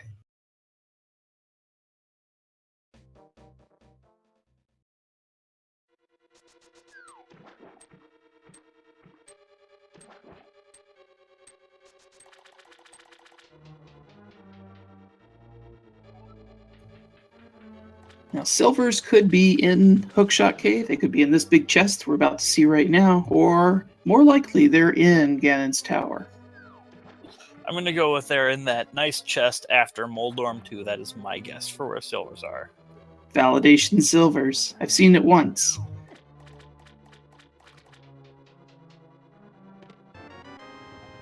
There it is! Ladies and gentlemen, we have acquired the ice rod. Dustin is our first player in go mode. Gets to do the perfect. Honestly, I think this is probably one of the better endings you can have, where you finish up in Turtle Rock. I bet Dustin has a huge sigh of relief right now. Doesn't have to do any of those pendant dungeons. Doesn't have to worry about Hookshot Cave.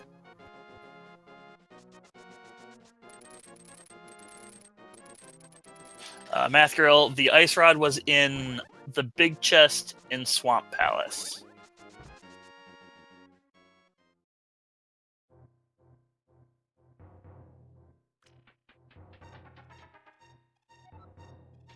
So out of our 4 runners, Dustin has a gigantic lead on this field. I'd probably say 7 or 8 minutes just based on that alone. Just skipping Palace of Darkness and Ice Palace is a lot of time saved.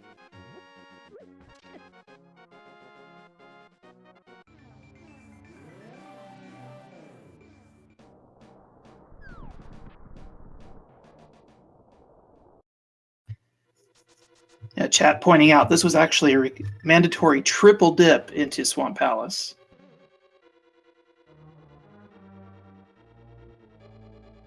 Oh yes, technically a triple dip. That is accurate.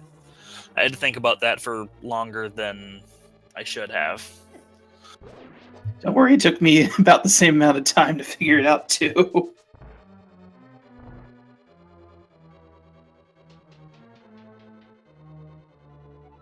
So the question is, does Dustin open chests looking for silver arrows in GT?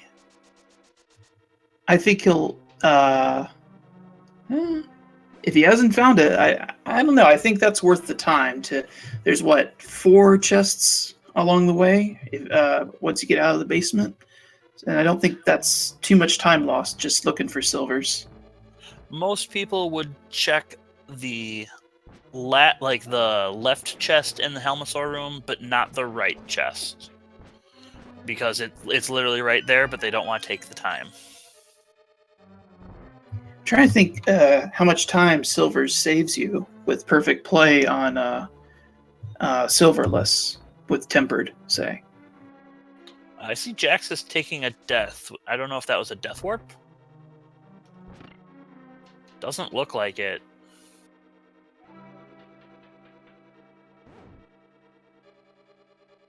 Fylion getting that hook shot. And I'm going to take this time to remind everybody in chat that these are not all of the runners in this race. This is, I believe, a 50-person race.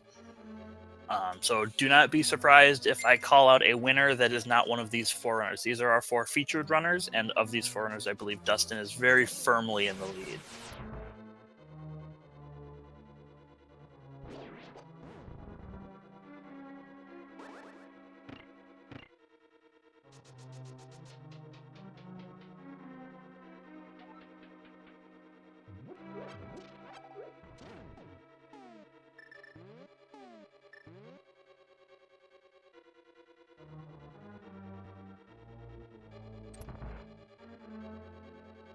All right, try next.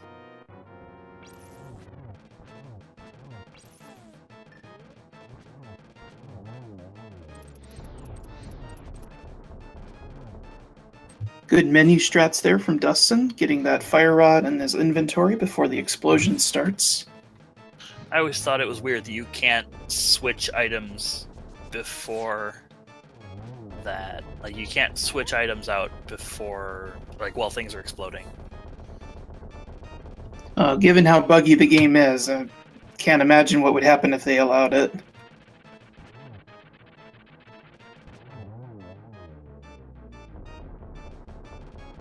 There we go. Now, do you know what time it is? I do, and although we do not run the bot for the guessing game on these daily races, that is a tournament only thing. I highly encourage everybody in chat to put their guesses in for where they think the Ganon's Tower big key is. There are 22 locations. Where do you think? Where is your favorite location for that big key? Now, I always play 17. Now, I don't know. I think a lot of people play 17, but that's just the number I go to. What about you? I am a fan of chest number 3. By the standard routing that I use, at least, it is the bonk torch. I never go right side, regardless of if I find a key there. All right, then. And as you said, finishing Turtle Rock is your 7th crystal. It's just a hop, skip, and a jump over to Ganon's Tower. You're already in the Dark World and everything. It's very convenient. Right side strats.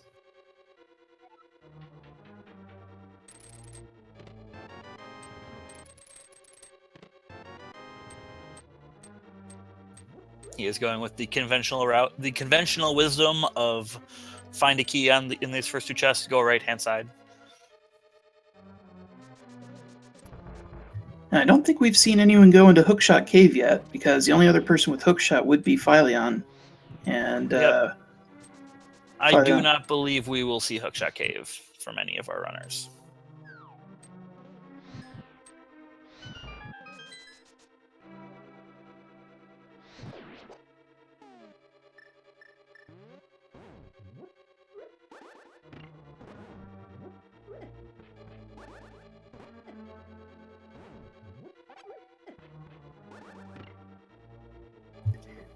Until we started playing, I played Randomizer.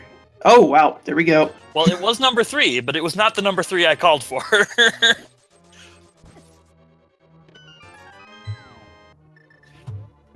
I was just going to say, I really like that cane strat that Dustin just showed us. It used to be I always threw bombs to try and get that switch. I think they intended you to use bombs for it, but the cane is much faster. And we do have our first place finisher. Mr. Barry Bonds has finished with a time of 1 hour, 41 minutes, 32 seconds. Congratulations to Mr. Barry Bonds.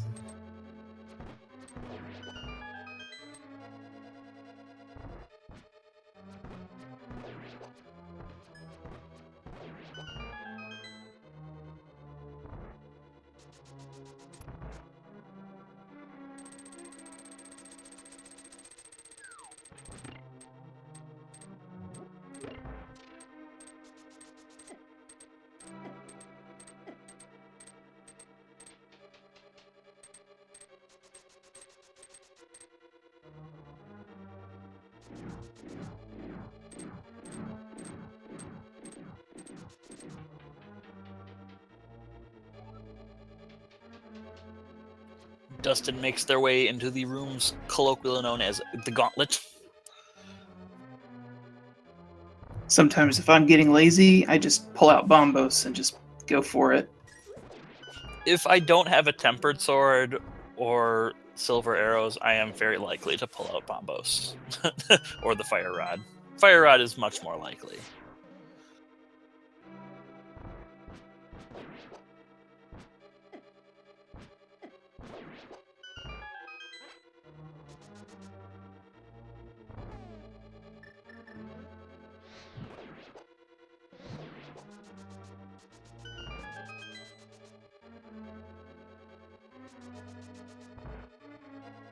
Making very quick work of this, not even stopping to powder that ferret. Oh wait, he never went into... He can't even powder it. Can't even waste that time. Oh, you're right.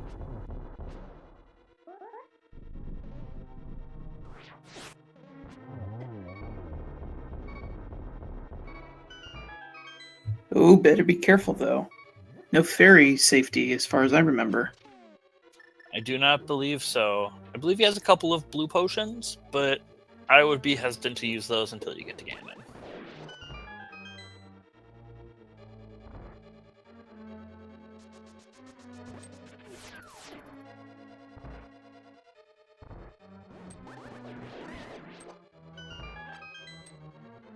It always feels satisfying to do that Wizrobe room in one cycle. I'm still working on that, but yes, that is really cool to watch.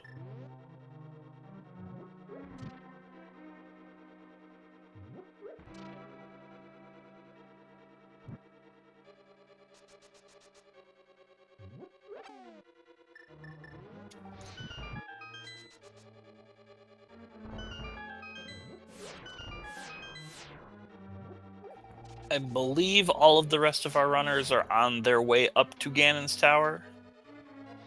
I guess Fylion still has to finish. Oh no, they aren't even there yet. Emo still has to get the hook shot. And I'm not sure if Fylion went back in for the ice rod at Swamp, gambling on it being here. Oh yeah, Fylion might be going for hookshot cave strats. And Jaxus doesn't have the hook shot yet. Needs to make his way up to first run through Turtle Rock. And Dustin is checking the chests that are on the way and has not found the silver arrows. Validation silvers. Ooh, taking a fall.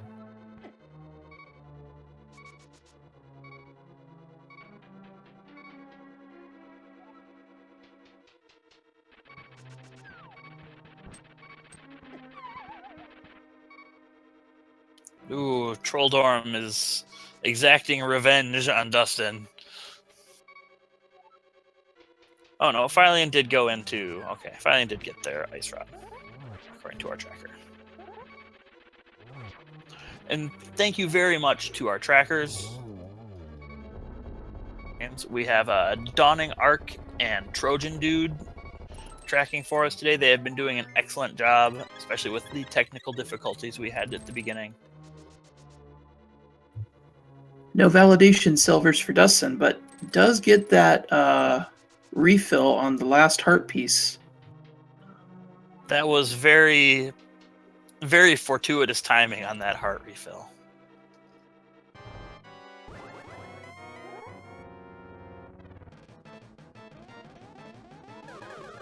I think that might actually be more useful than silver arrows at this point. It's close, since he was on deep strats.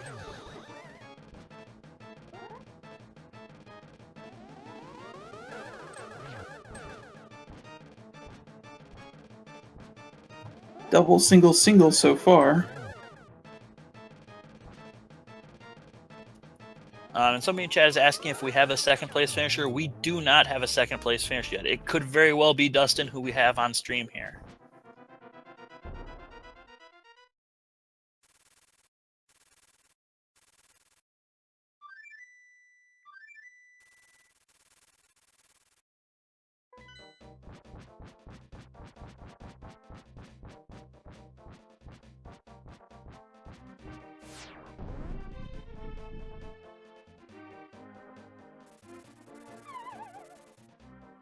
So what helpful tip is Ganon going to give us today?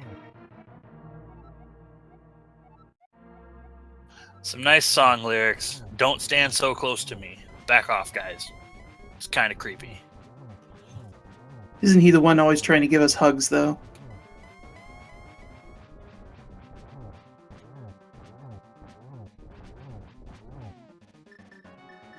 We got people in chat asking how many racers we have. I believe the final count was 48 or 49. We might have gotten to 50.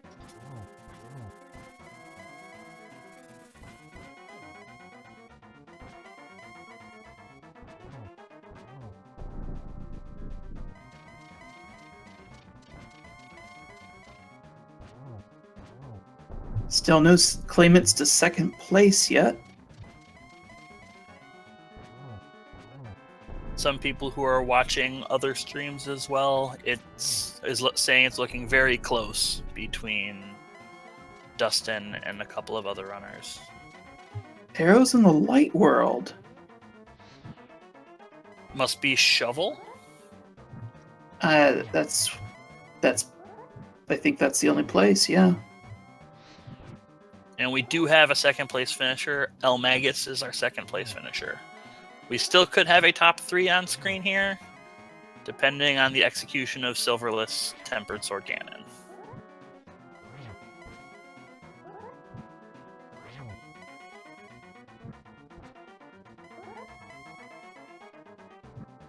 Third place, with a time of 1:49:34, was TGH.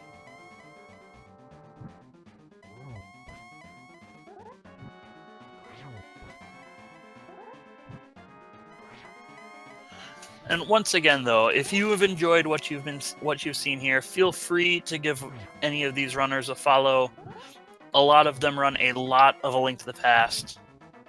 And we have Dustin has officially typed a .done in the SRL chat, finishing with a time of 1:50:04 in 4th place. Congrats, Dustin. That was a tough seed.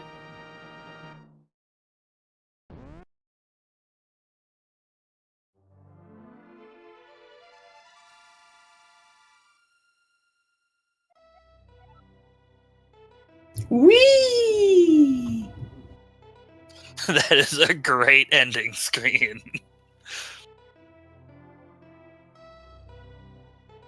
I think my favorite is, well, that was a seed. Like well, that happened. Yeah, that one. Super Saiyan Arcanine, this is not a qualifier race. This is just a daily race. There is no advancing from this. This is just something the A Link to the Past randomizer community is doing to build a community. And welcome to the chat, Dustin. You are the first place runner of our 4 featured runners, so congratulations for that, and congratulations on your 4th place time. Thank you. Any thoughts on the seed? It was actually kinda good. You didn't have to dip in you didn't have to dip in any pendant dungeon. So Yeah, that is definitely where you saved the most time. Like, you didn't touch Palace of Darkness, you didn't touch Ice Palace.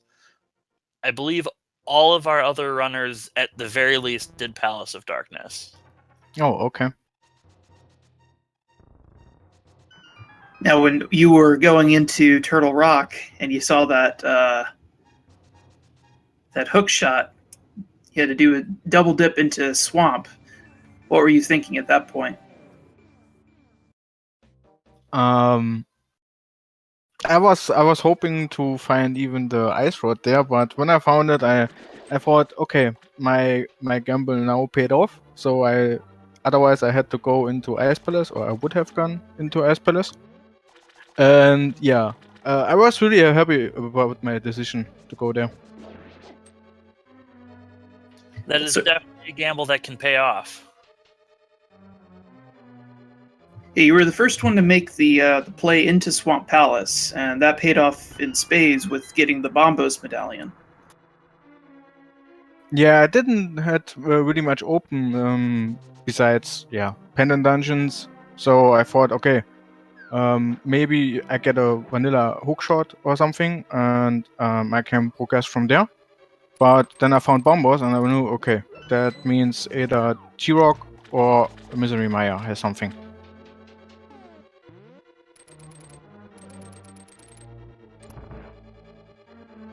Was there ever a consideration to hop into Ice Palace or Palace of Darkness before going up to a incomplete Turtle Rock? When I didn't had found anything in Turtle Rock, then I would have gone immediately to Ice.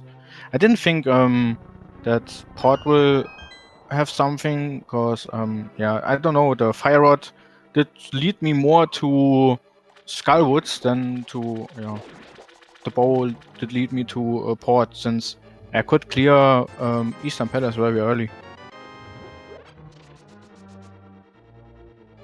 Yeah, that's a good point. If you already have Eastern Palace done, then Palace of Darkness play doesn't make as much sense.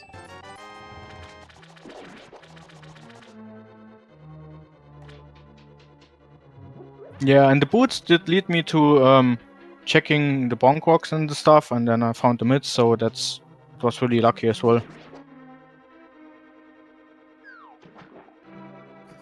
We have a couple people in chat here asking if you would be so kind as to stop your timer and advance the credits. They want to see all of your statistics. Okay, sorry.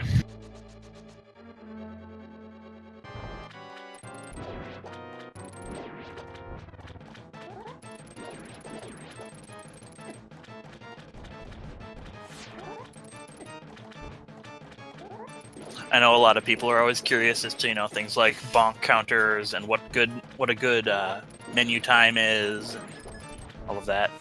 Well, Yeah, I messed up the menu still, so a good menu time they won't see it in my case. Good menu time is relative. Yeah, and also some misplays, like I don't know, like the fall in Tower of Hera. I was so angry about it. Moldorm is a harsh harsh I miss. mean, for the first time, he couldn't do anything, so that was totally me. And then I did go up there, and he throws me off again. And then, yeah, Ganon Tower 2 times throwing me off. It was kind of frustrating. We call him Trolldorm for a reason. Yeah, you were cutting it very close there with your health meter. But that piece of heart at the end, that was really nice for you. Yeah, I was checking all the chests going up since I was hoping to get last heart piece. And yeah, then validation chest did give it to me. Otherwise, I had still 2 bottles, 1 blue potion, 1 red potion, so I was still good. Yeah, with that many potions, you can't be overly worried about dying, but it's still a consideration. Yeah, also red mail gives a lot of safety. That backs up what you were saying earlier, Lavan. It was the heart piece was more useful to dustsen than the silvers were. Although I'm sure you wouldn't have said no to silver arrows at that point either. Yeah, I would have used my my red potion then, and yeah, silvers would have been pretty okay with me as well.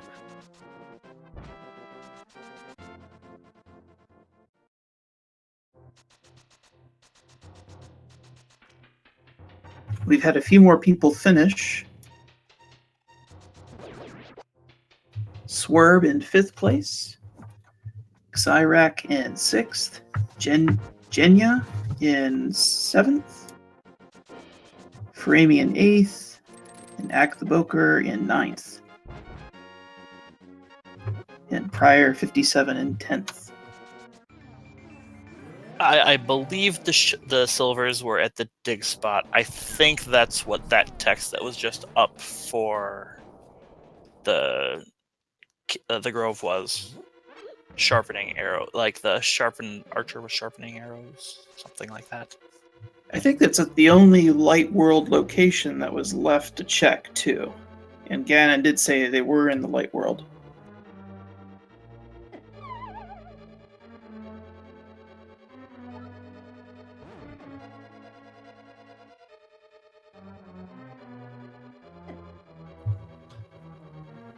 Shivox just finished in 11th place, time of 1 hour, 58 minutes, 5 seconds. Yeah, we are having a slew of finishes here just under the 2-hour mark, which I think is a decent time for a randomizer seed. If you're under 2 hours, you're doing something right. And given the seed required some double and triple dips, I think that's definitely a respectable time.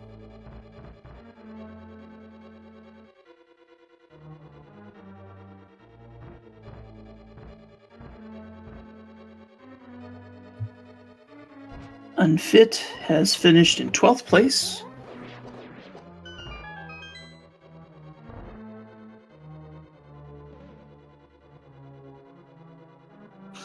Did find anyone butter sword? Yes, the last sword that you did not find was at the green pendant. The green pendant. Yup.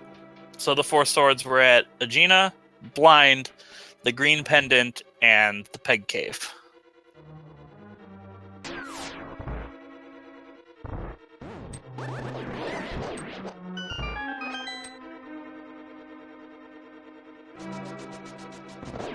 Weighty Words, 13th place. It's also sub 2 hours. We're getting to the point now where, we have 2 people that have finished in a tie of 14th place. We have Bwayne and JTB. The snipe.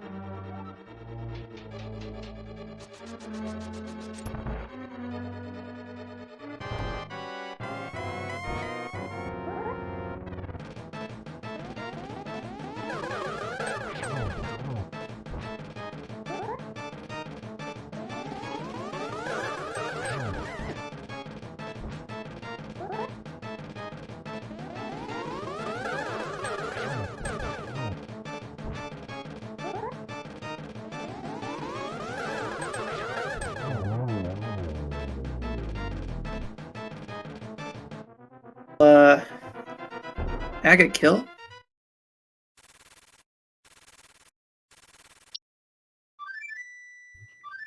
Lost count, but I think there was a 3 or 4 cycle there. I believe there was, I think it was 4.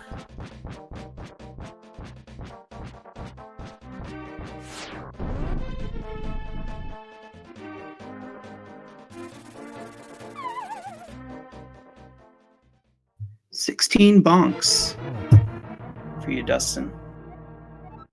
The all-important item time's coming up here.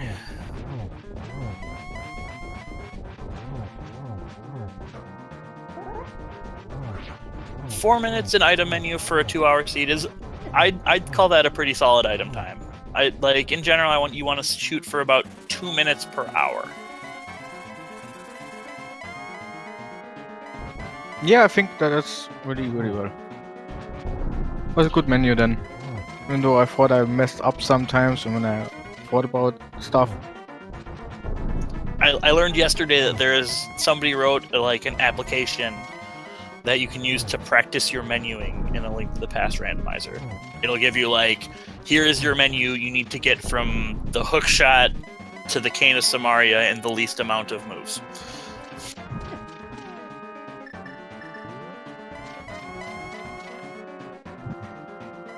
Oh, fylion not quite getting that torch glitch.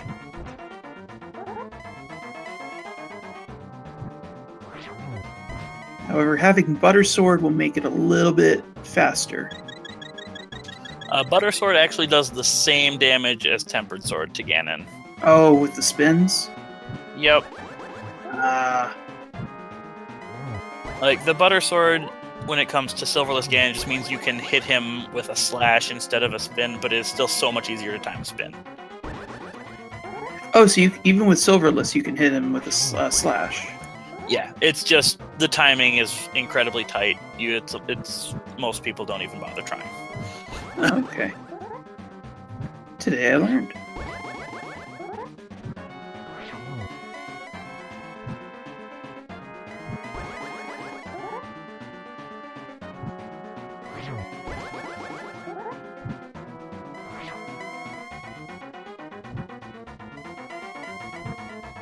I don't think fylion has any magic recovering potions, but with half magic, should be okay to finish off Ganon here.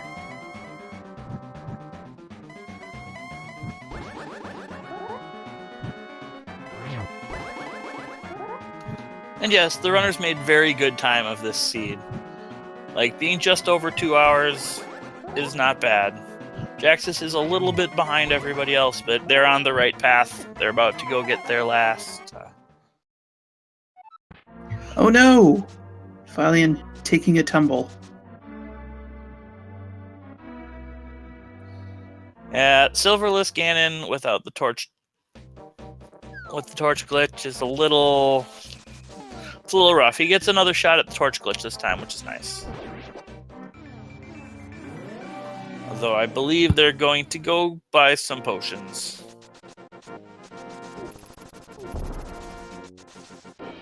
Or collect some fairies. Yep, there's a fairy cave over here. Oh, silver arrows. We're going to find out to make sure that this is where the silver arrows are. Oh! fylion being a bro and showing us where they are.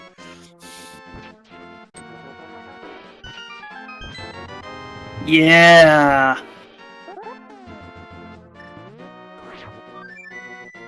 Just giving our trackers one more thing to mark before we're done here.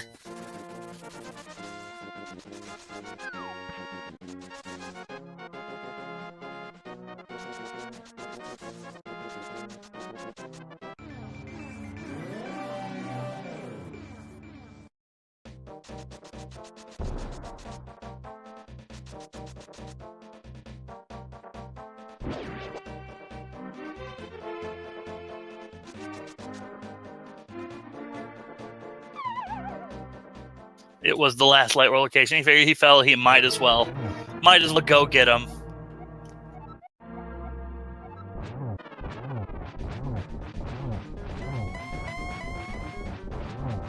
Ganon saying to himself, I should have kept my mouth shut. As Quasical in chat is pointing out.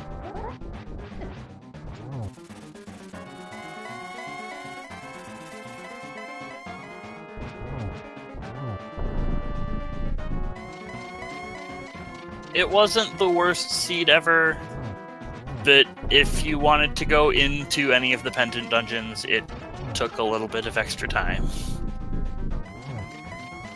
Triple dip into Swamp and double dip into Turtle Rock. Still a bit trolly. I hesitate to call going back for the big chest triple dipping into Swamp. It's a triple dip if you have to re-drain the dungeon. That's fair. But still, definitely 2 required multi-dips into not necessarily the shortest dungeons in the game. And fylion has finished as our 25th place racer with an official SRL time of 2 hours, 7 minutes, and 58 seconds.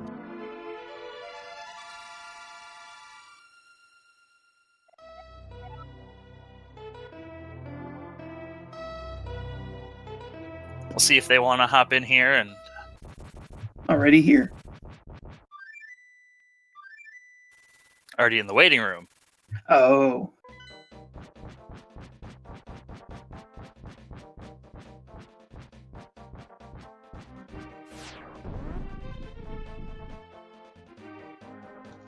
There he is. GG, fylion. GG. Congrats. Thank you. That was a pretty trolly seed, I think. Yes, that would be one way of putting it. We appreciate you going and making sure that that's where the silver arrows actually were. Yeah, I wanted to verify for the purposes of chat. It wasn't that I felt inadequate and unsure that I could do it. Totally. We appreciate your sacrifice for the purpose of science. Yeah, no, I'm there for chat. I want to help out.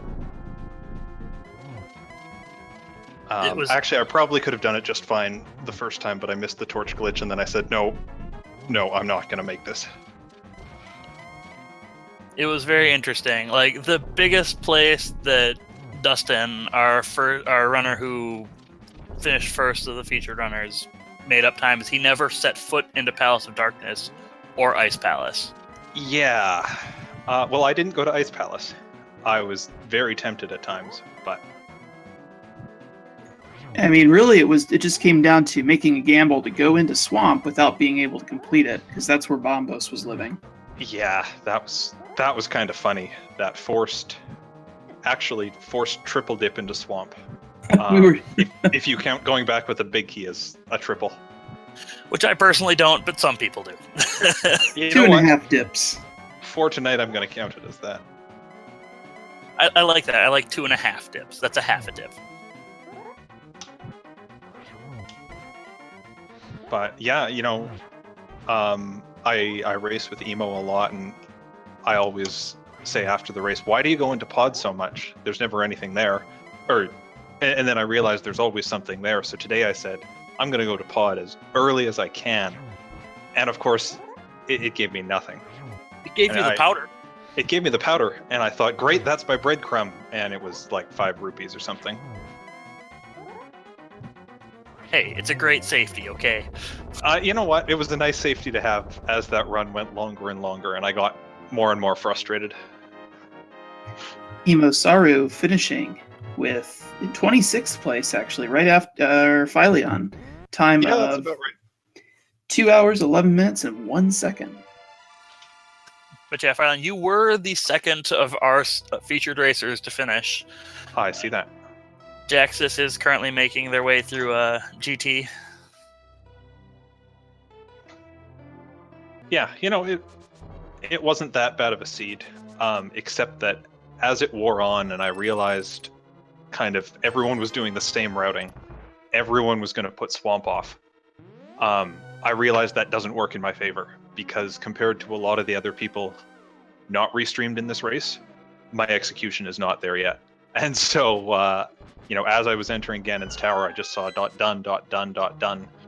And the only thing keeping me going was, well, I know there's 2 other people on the restream that haven't finished. And you were ahead of both of them. And welcome to the call, EmoSaru. Hey, GG how's it Emo. going? Yo. Congrats. I'm kind of laughing right now. Laughing Don't you at just like that Triforce message? Yeah, it's pretty appropriate. I'm just laughing at how much farther ahead I would have been if I hadn't been out of bombs when I went to Graveyard Wedge. Yep. Oh, The worst part about it is there are bombs under those pots in Graveyard Ledge. Yeah, I completely forgot about it. And I got in there, I was like, shit, I'm out of bombs. And I just like lost my brain, basically. As was evidenced by the fact that I'm pretty sure I actually dropped down into escape without bombs right after that, and then tried to kill enemies. So, yeah, Yep, I was just like, mother thing, and so yeah, from that point on, I was just kind of like, okay, fine, we'll just do this, and then I just was lolling the whole time. Yeah, I took a death to the murder dactyls after checking Bumper Cave. Rip. Yeah. So then I said, I'm not going back there forever. Yep. And I didn't. Yep. The I needed to go. I thought about it. I mean, the plays were obviously, early, early desert and early swamp, and I didn't do either of those particularly early. Yeah, I believe you full cleared Ice Palace and got all the items out of pod before going into Swamp. Yeah, I gambled on ice and pod. I mean, I say gambled, like pod seemed like a smart play. I gambled on ice. I think you were the first one of our featured to go into Ice Palace. Yeah. I believe you were also the first of our featured to have the Butter Sword. Yep. Well, thank goodness for small achievements. So where were those again? Blind, Nagina's Cave, Sahasrahla, And Pegs. Yep. and Pegs, right. Right, Pegs when I was in desperation mode. Yeah. Yeah, I don't know, it was fun. It's always enjoyable in a sense to basically full clear the seed except for Aghanim. What, you didn't go back and get a 3rd or 4th bottle? No, I did not. I also didn't full clear GT, but I'm also kind of wondering where were silver arrows? Fylion went and found them for us. They were at the dig spot. Gross. I think it was the last possible spot in the light world too. Yeah. I actually couldn't paused remember. for a second when he said the light world because I thought, hang on, I'm pretty sure there's exactly one spot that means they can be. So I wasn't 100% sure whether no, I guess no, that's literally the only place they could be in the white world. Yeah. Yeah, so I got them after I took a fault again. I see. He did it on purpose, just so he could verify for us where the silver. Yeah, absolutely. Yeah, 100%. He is the friend of the chat. But yeah, mistakes here and there. I really liked the opening to this seed. It was tons of fun. Oh yeah. Yeah. I actually was really enjoying the beginning of it until I had that fail with the bombs, and then I was just like, and that's just so dumb. And the last of our featured runners has found the GT Big Key after going left side first.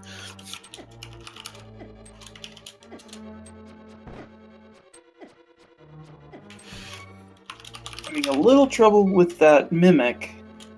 That one always gives me trouble too. Oh, you know what makes it easier to kill those mimics? If you have silvered arrows. This is true. That is a true statement. But I don't know about you, but I wouldn't want to make the climb up Death Mountain again. Well, and The shovel is higher than this, right? The shovel's up in the mini Helmosaur Yeah, room. the shower is up in the mini Helmosaur room. Oh man. Yeah, that But, was yeah. a ton of fun. Tons of fun. Well, I certainly think you deserve a GG just for getting through that seed, because that was a rough seed. I think what annoys me most about that seed is that I actually felt like I played pretty well, except for the dumb thing. Like, my execution was actually pretty good that seed. I just did more than I needed to in the wrong order. So. I think some of that just comes down to making gambles too. Oh, totally. I mean, sometimes they work, sometimes they don't. So. Yeah, I gambled straight into Desert Palace the moment I got the book, and that Nice. worked really well. Yeah. Oh, as soon as I got the boots, I was like, okay, I'm not going to do well in this race because these were available so early. What was the other one? The moment I got I did a very early flight to Death Mountain with the flute. Yeah, see, I did that really early as well. And that then, just shouldn't work. Well, then you had the hammer that was on top of Spectacle Rock, and then in Spectacle Rock you had the mirror, so you could. Yeah, it was crazy. Yeah. You got a Death Mountain like utility kit from Spectacle Rock, because then you could immediately go in and finish Tower of Hera because the basement didn't have anything, and then you could head right side, and like it was just it was crazy. Here's the funny thing: even if the basement had something, we got the fire rod up there. Yeah, I know. Like, and as I recall, we also when did we get Burna? Can't remember. yeah, that was up there as well. Yep, Yeah. Burna was also up there. Yeah, so I immediately then ran back and did Spike Cave, because I was like, okay. So literally like 2/3 of Death Mountain was just done with a trip that should have been a gamble. Like, it was crazy. Yeah, I honestly thought I'd flute up there, check what was on the top of Spectacle Rock, get mad at the cave, and leave. Yeah, 100%. Absolutely. Like, that was my expectation. When I went up there, I was like, this is a dumb play. I should be going to Desert. Yeah. And then the only problem was that after that, I didn't go to Desert right away. I'm not even sure I had desert access at that point, but certainly I would have liked to go to Agina earlier. That cost me a lot of time. I think I died twice in Thieves Town. Yeah, I don't think you had desert access at that point, Fylion. Yeah. No, I may not have.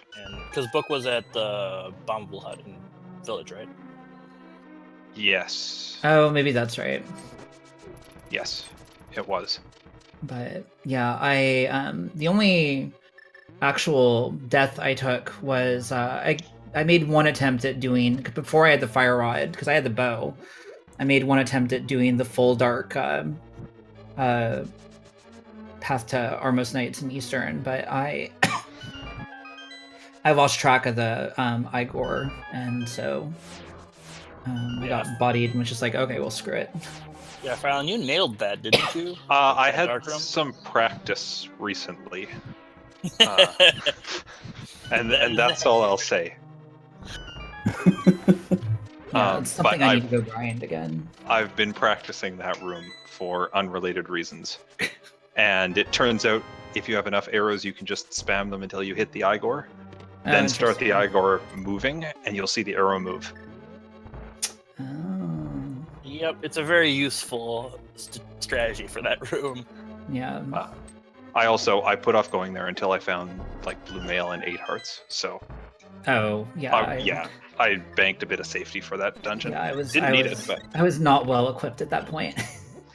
But yeah, I don't know. It was fun. I kind of like these trolley seeds sometimes, not all the time. Sometimes.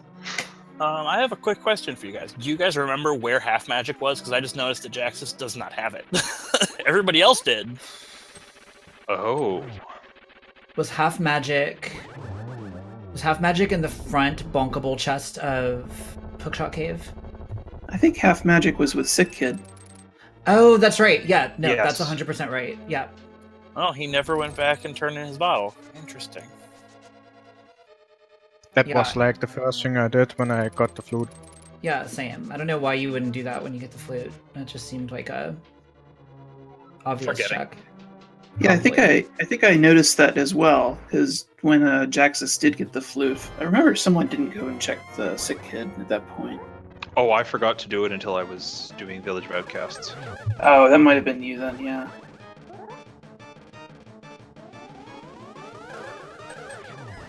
Mhm. All right, so Jaxus is now getting to the end of Ganon's tower. Nice double there on Agate 2. And I'd like to take this opportunity to remind once more time, if you enjoyed what you saw today, this like the race between EmoSaru and fylion was very close. Like fylion actually had a decent lead on everybody on the field for a while there before he couldn't find the Titan's mitts. Feel free to give all of these runners a follow. This was a lot of fun running this. Yeah, I like that we're doing these daily races now. I know it's, you know, with the restreaming commentary, it might not be, I don't know if it's a forever thing or not, but I think it's really cool. It's a great way to, you know, get more runners on the restream and expose people to a lot of people they might not have seen otherwise. So I think that's super cool. Absolutely. That's why I think it's great that we're doing it too. It's a great community building exercise. Definitely. And a great it's community. fantastic. On that note, you watching this race, if you haven't started playing Rando yet, try it out. Don't be scared. Yes, I'm talking to you. Well, especially you, Tracker. Yeah, it is. I used to be a variety streamer, but once I started playing Rando, I quickly, a Link to the Past randomizer streamer. So it's kind of addictive. It's definitely a lot of fun and highly recommended. And shout outs to the randomizer core team. Like, I mean, they've built something really incredible, and you know, for what is entirely a volunteer effort, I can just tell you that the dedication and passion and investment of time and energy into making all of this happen is pretty incredible between the dev team, the community who runs events like this, speed gaming, and everybody. It's really, really incredible. Like, Agreed. And I think this is probably the best free-to-play game I've seen in a while. Yeah, I don't think there's any question about that. And there's not even any loot boxes, so you can all feel good about participating. You don't Well, have to grind. Oh, Jaxus takes a fall to Ganon. Oh no. Oh, but maybe this was just validation silver. yeah, Jaxus is using my strats. Maybe. He also hasn't checked Sick Kid, so he has 2 Light World locations that he could check for silver arrows. And either one would be helpful right now. See, finally, I thought you were going for a fairy, and I'm like, why didn't he just bonk the tree? No, I don't need that fairy if I'm gonna get silvers. Zombie Twitch, it's only a loot box if you had to pay to open it. That's my statement. You pay in your time to dive into the same dungeon 3 times. Yeah, I mean, I guess it depends how much you value your time. Technically, I've probably spent a lot more on this game than I've ever spent on loot boxes if I look at it that way. So I choose not to.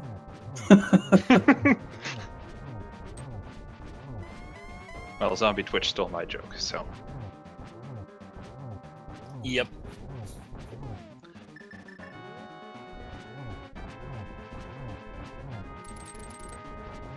Alright, hopefully no fall this time. By the way, Lavin, Seabree Byron, thank you so much for commentating this. Thanks for stepping up. Members of the community, you can do this too. Yes, there are, with 3 races a day to commentate, there are definitely plenty of opportunities for new and veteran commentators and trackers. Yeah, this in fact was my first time commentating. I had a blast, and it was great to watch and to talk with y'all. Yeah, definitely.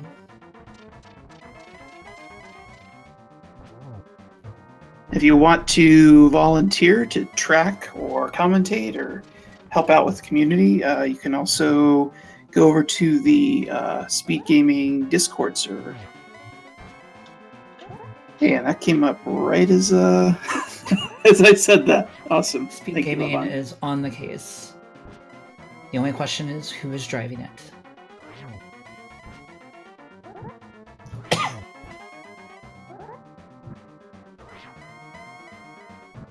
I also definitely like the fact that they are putting different levels of runners on here.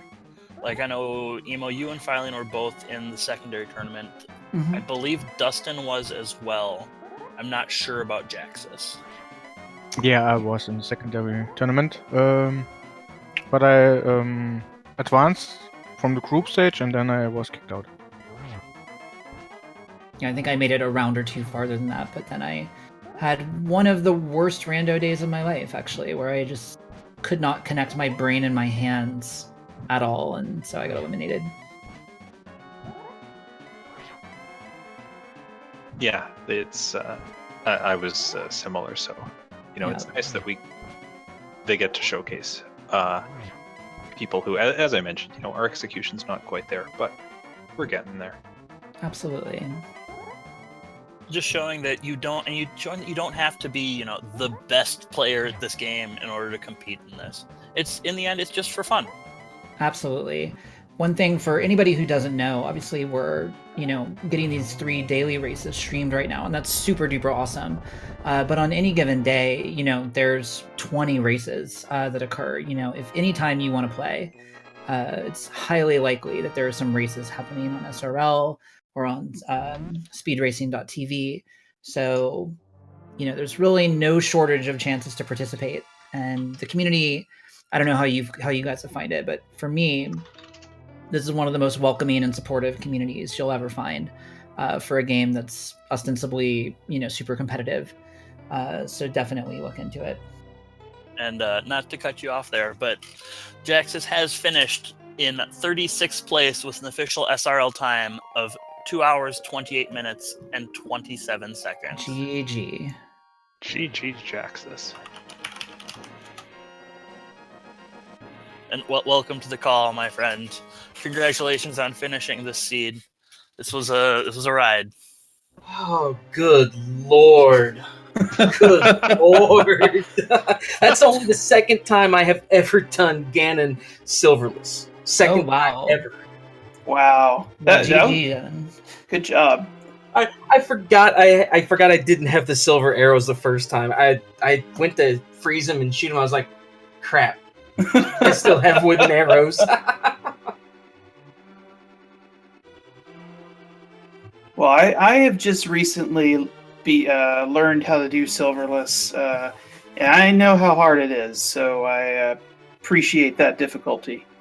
You executed it wonderfully the second time around, Jaxus. You were doing really well the first time, and then had that unfortunate mishap.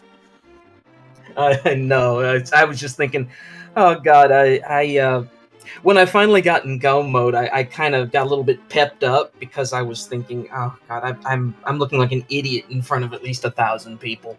But then I finally got there and I was like, okay, maybe I can do this. And then I got to Ganon, forgot didn't have silver arrows, fell, and I was like, oh dear lord, I hope I don't end up as a meme because of this. But then I was like, you know what?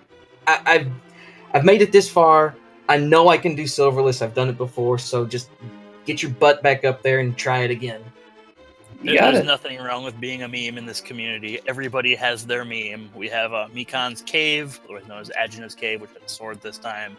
I was briefly known as Levon Fairy Storm because in one of my tournament races, I fairy revived like 7 times. Nice. God, that was a blast, though. I had a lot of fun doing that.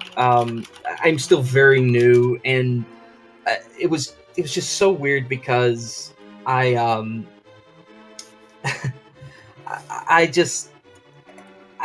become very cognizant of your skill level when you're in a major race like this. It's a lot of the choices I made, I was like, look, I know I'm not going to be first. I'm probably not going to top 10. I'd be lucky to make it in the top half of the field. But, I just was focusing on trying to make good decisions and just trying to play solidly. Just trying to make good decisions where I could. Well, you have a very respectable time here. think you got what sub 230? Yeah. So sub 230, and that was a pretty trolly seed for 2.5 dips into swamp and 2 dips into turtle rock.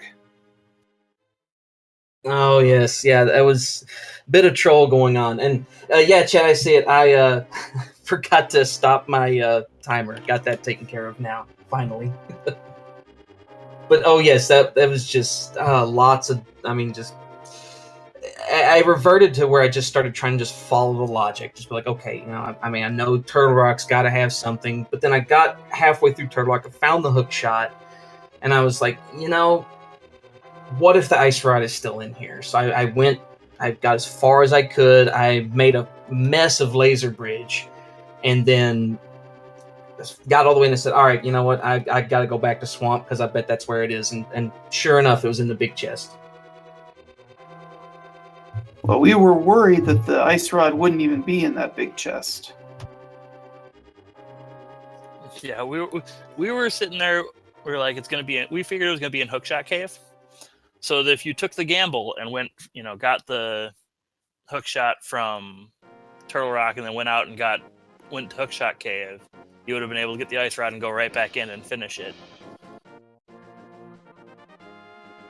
Oh yes, I know the ice rod can be very trolly. So you should have seen. I was in the back of my mind. I was thinking, oh god, if the ice rod's not in Swamp Palace, I'm about out of options. I don't know where I'm gonna go look for it next. It's like it's got to be there, or I'm sunk. It's one of those items. It can be literally anywhere except for something that is locked behind Trinex. Other than that, it can be anywhere in the game. Now, do you have a guess where silvers were? Oh god, where did I not check in Light World? 2 spots. Oh god. I'm trying to go over the scene in my head, trying to remember where did I not check, because you get on autopilot after a while. You're just like, okay, I know the route I'm supposed to take here, here, here. This is what's unlocked.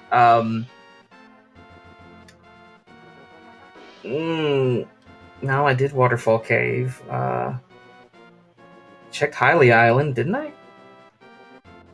God, that's bad. I can't even remember. I'm sitting here trying to remember where I have and haven't checked. So if I remember right, you didn't go to Sick Kid, and you didn't go to Shovel, because Shovel was in GT. Well, Shovel would be great, but I bet the freaking Sick Kid had him, didn't they? I'll find out here in a little bit because I'm actually watching my credits. Yeah. Actually, so Sick Kid got you half magic, actually. And then the Shovel actually was the silvers. Okay, well, I feel a little bit less like an idiot then. But yeah, who the heck is... If you find Shovel in Ganon's Tower and you don't have silver arrows, I mean, who the heck is going to come down off of that just to go check Shovel spot? Funny you should ask. Oh, no! No.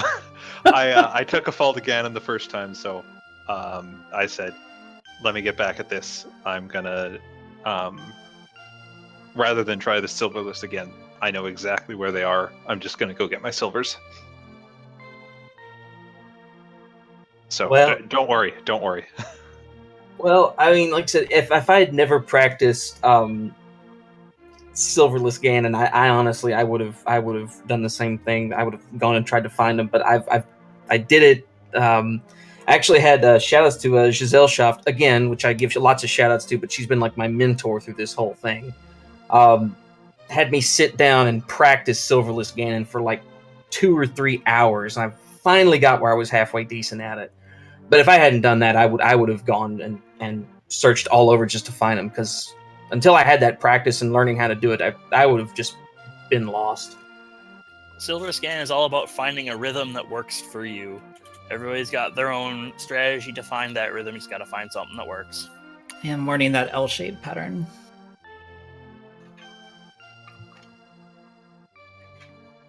Yeah, it was just, you what I always was trying to do there was like stand in front of him, lead his fire bat, then step to the side, go ahead and get that spin attack in.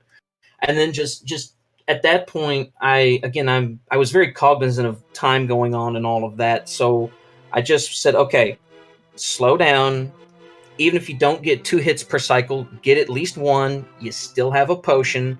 Just take it slow. You will get him eventually. Okay, well, I think we should probably wrap things up here. Anything left to say for the 4 of you runners? Just thanks again for commentating and for the restream and all of that. It's a lot of fun. That. Yeah, Yes, exactly. Well, it was great to watch all of you and to commentate. And thanks to my co-commentator Lavan. Yeah, thank you, Cipri. Thank you very much to our trackers, Dawning Arc and Trojan Dude. They've been doing a great job today.